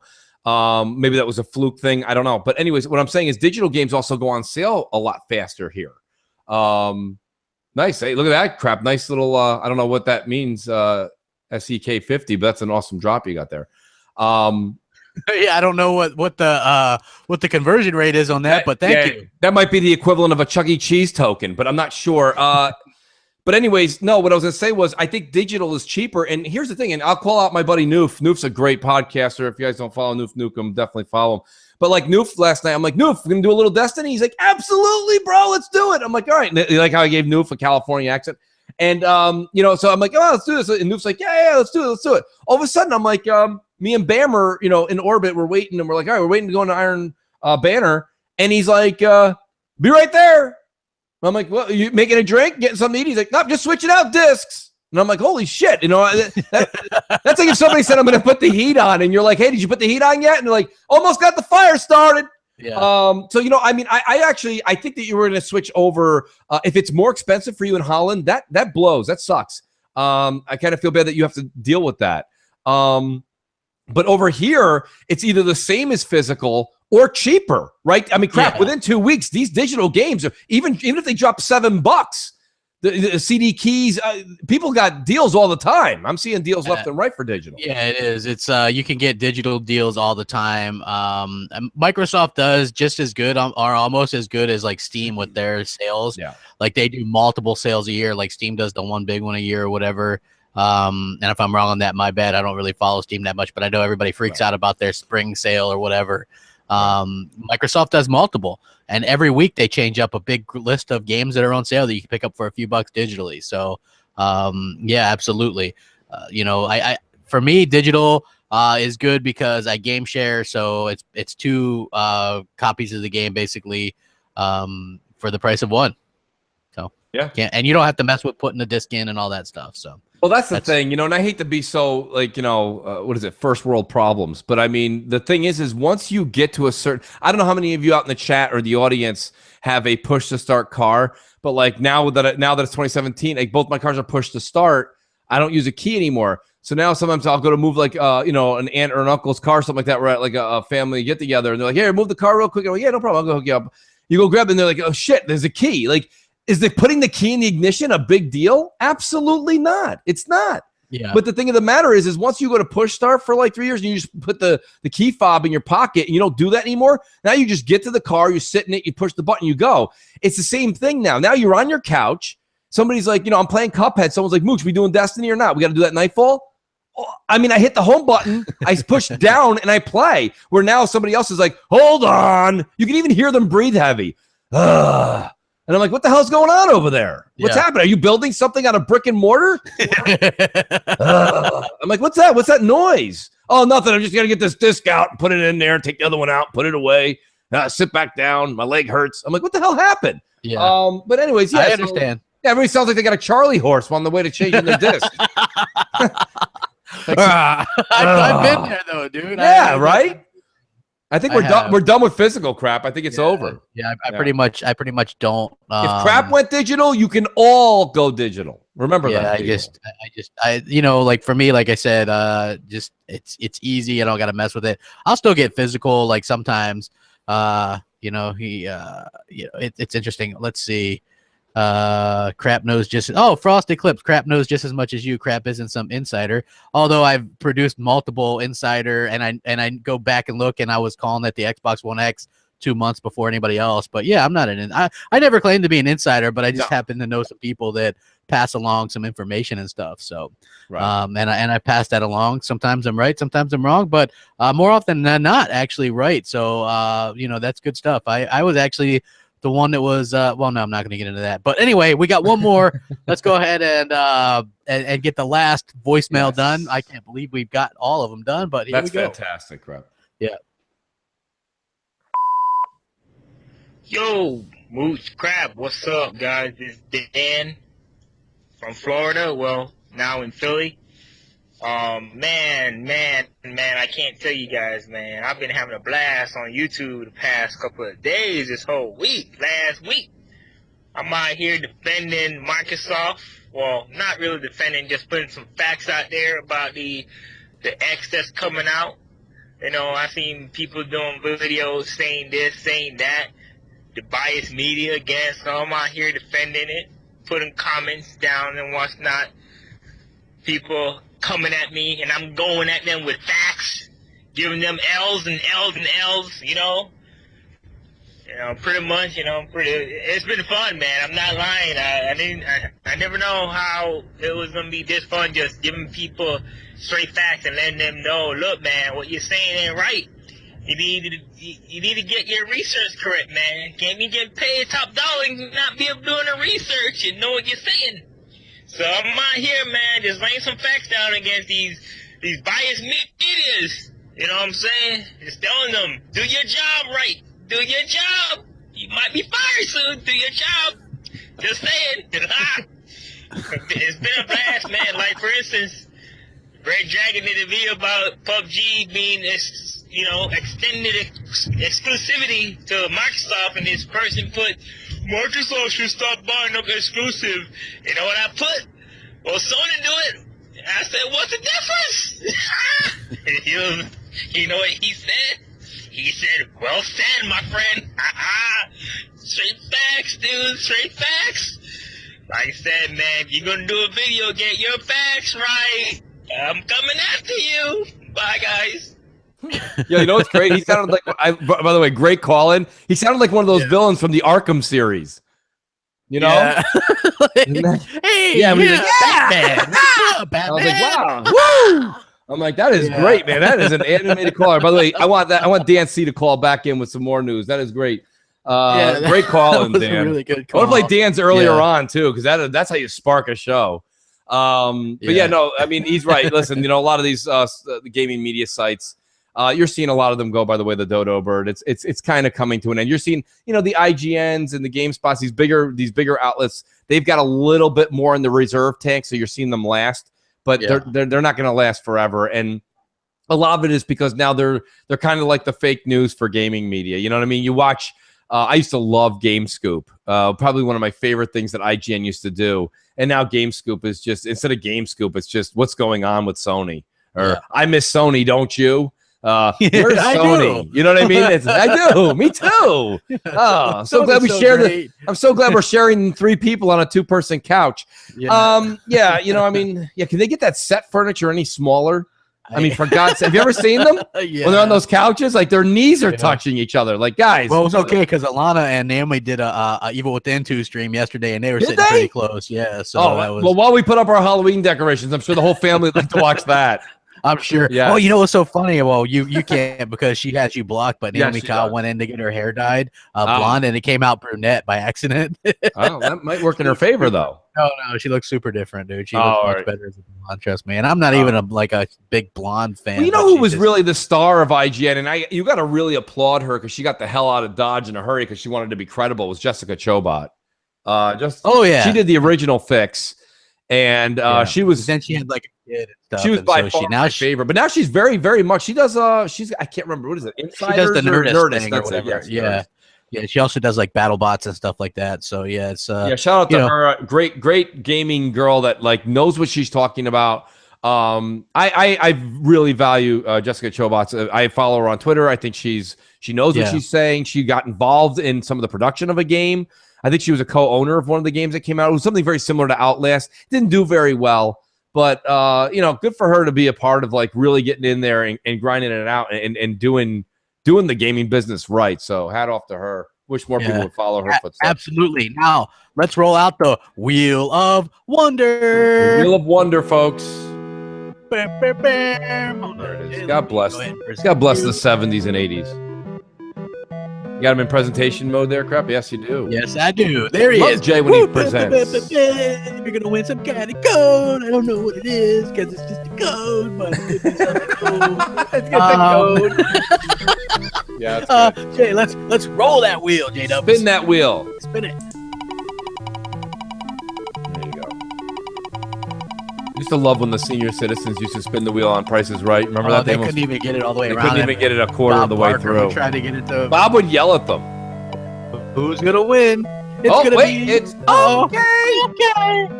Space Cat. Even though I swore he'd never win again after he smacked me around on Gears. Nice work, Space Cat. Congrats, Space Cat. We'll get you a code. You'll see a code in your inbox, your DM shortly. Absolutely. Now, make sure you guys hit that like button. Jay, can we do the Mooch and Crap theme song into the outro because we haven't heard that in a while, and I love the theme song. Of course we can. And we should let everybody know. Please. Oh yeah, we appreciate the Patreon. We're doing the Xbox One X giveaway. Yeah, the Patreon. If you guys want to donate on Patreon, please do that.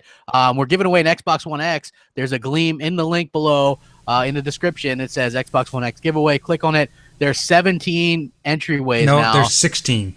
16, excuse me. Yeah, so there's 16 different ways. You can enter 16 times. and it's going to be absolutely fantastic. We're going to give it away. It's going to be amazing. You're going to get an Xbox One X possibly. So please enter and enjoy. You guys have a great, fantastic day. And just to let people know that I'm coming up with new ways to enter all the time. So keep coming back often, and you may be surprised, and there may be another way to enter. Absolutely. So we hope you guys have a fantastic day. Thank you guys for watching. Thank you guys for the support, Patreon, all that kind of stuff. There's definitely going to be an M&C XOXO this week. Yes, absolutely. Hands down for our Patreon members. And we'll also have, I believe we're going to do a rundown for next Sunday. So. Yes, we will have a rundown. Lots of hot topics as we get close. Yeah, lots of great stuff to talk about. Trust me, it's going to be fun. Hit it, Jay. Woo! Enjoy your Sunday.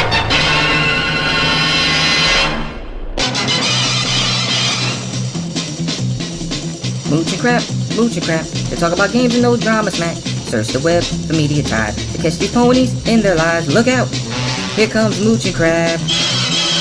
Are they bots? Listen up, they have Mountain Dew in their blood. NeoGaf, Xbox Red, Crap's got 10 dog all over it. Hey there, here comes Mooch and Crab.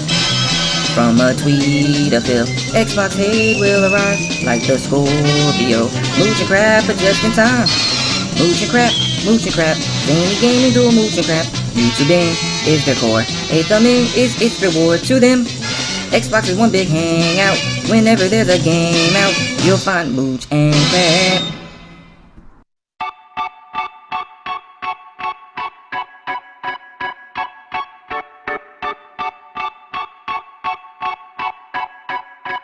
Wake on up, it's Mooch, it's Crap, and Jay in the morning. Wipe your eye boogies, get your coffee finished yawning. This is Mooch and Crab Morning Show. Wake up, let us begin with gaming news, skits, and call-ins from all the fans. No matter where you at, Cali or Pakistan, New York or New Guinea, this is where it's at. These are Xbox dudes with Xbox views on slander and hate towards Xbox news. This is Mooch and Crab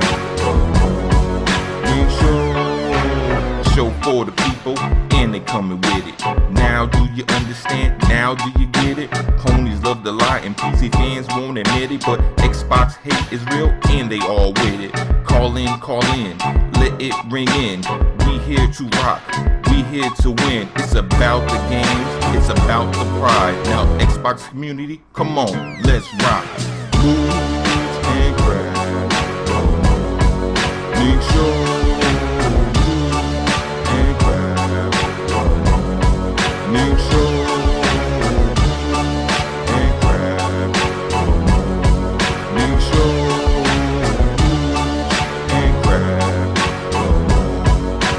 Show, oh.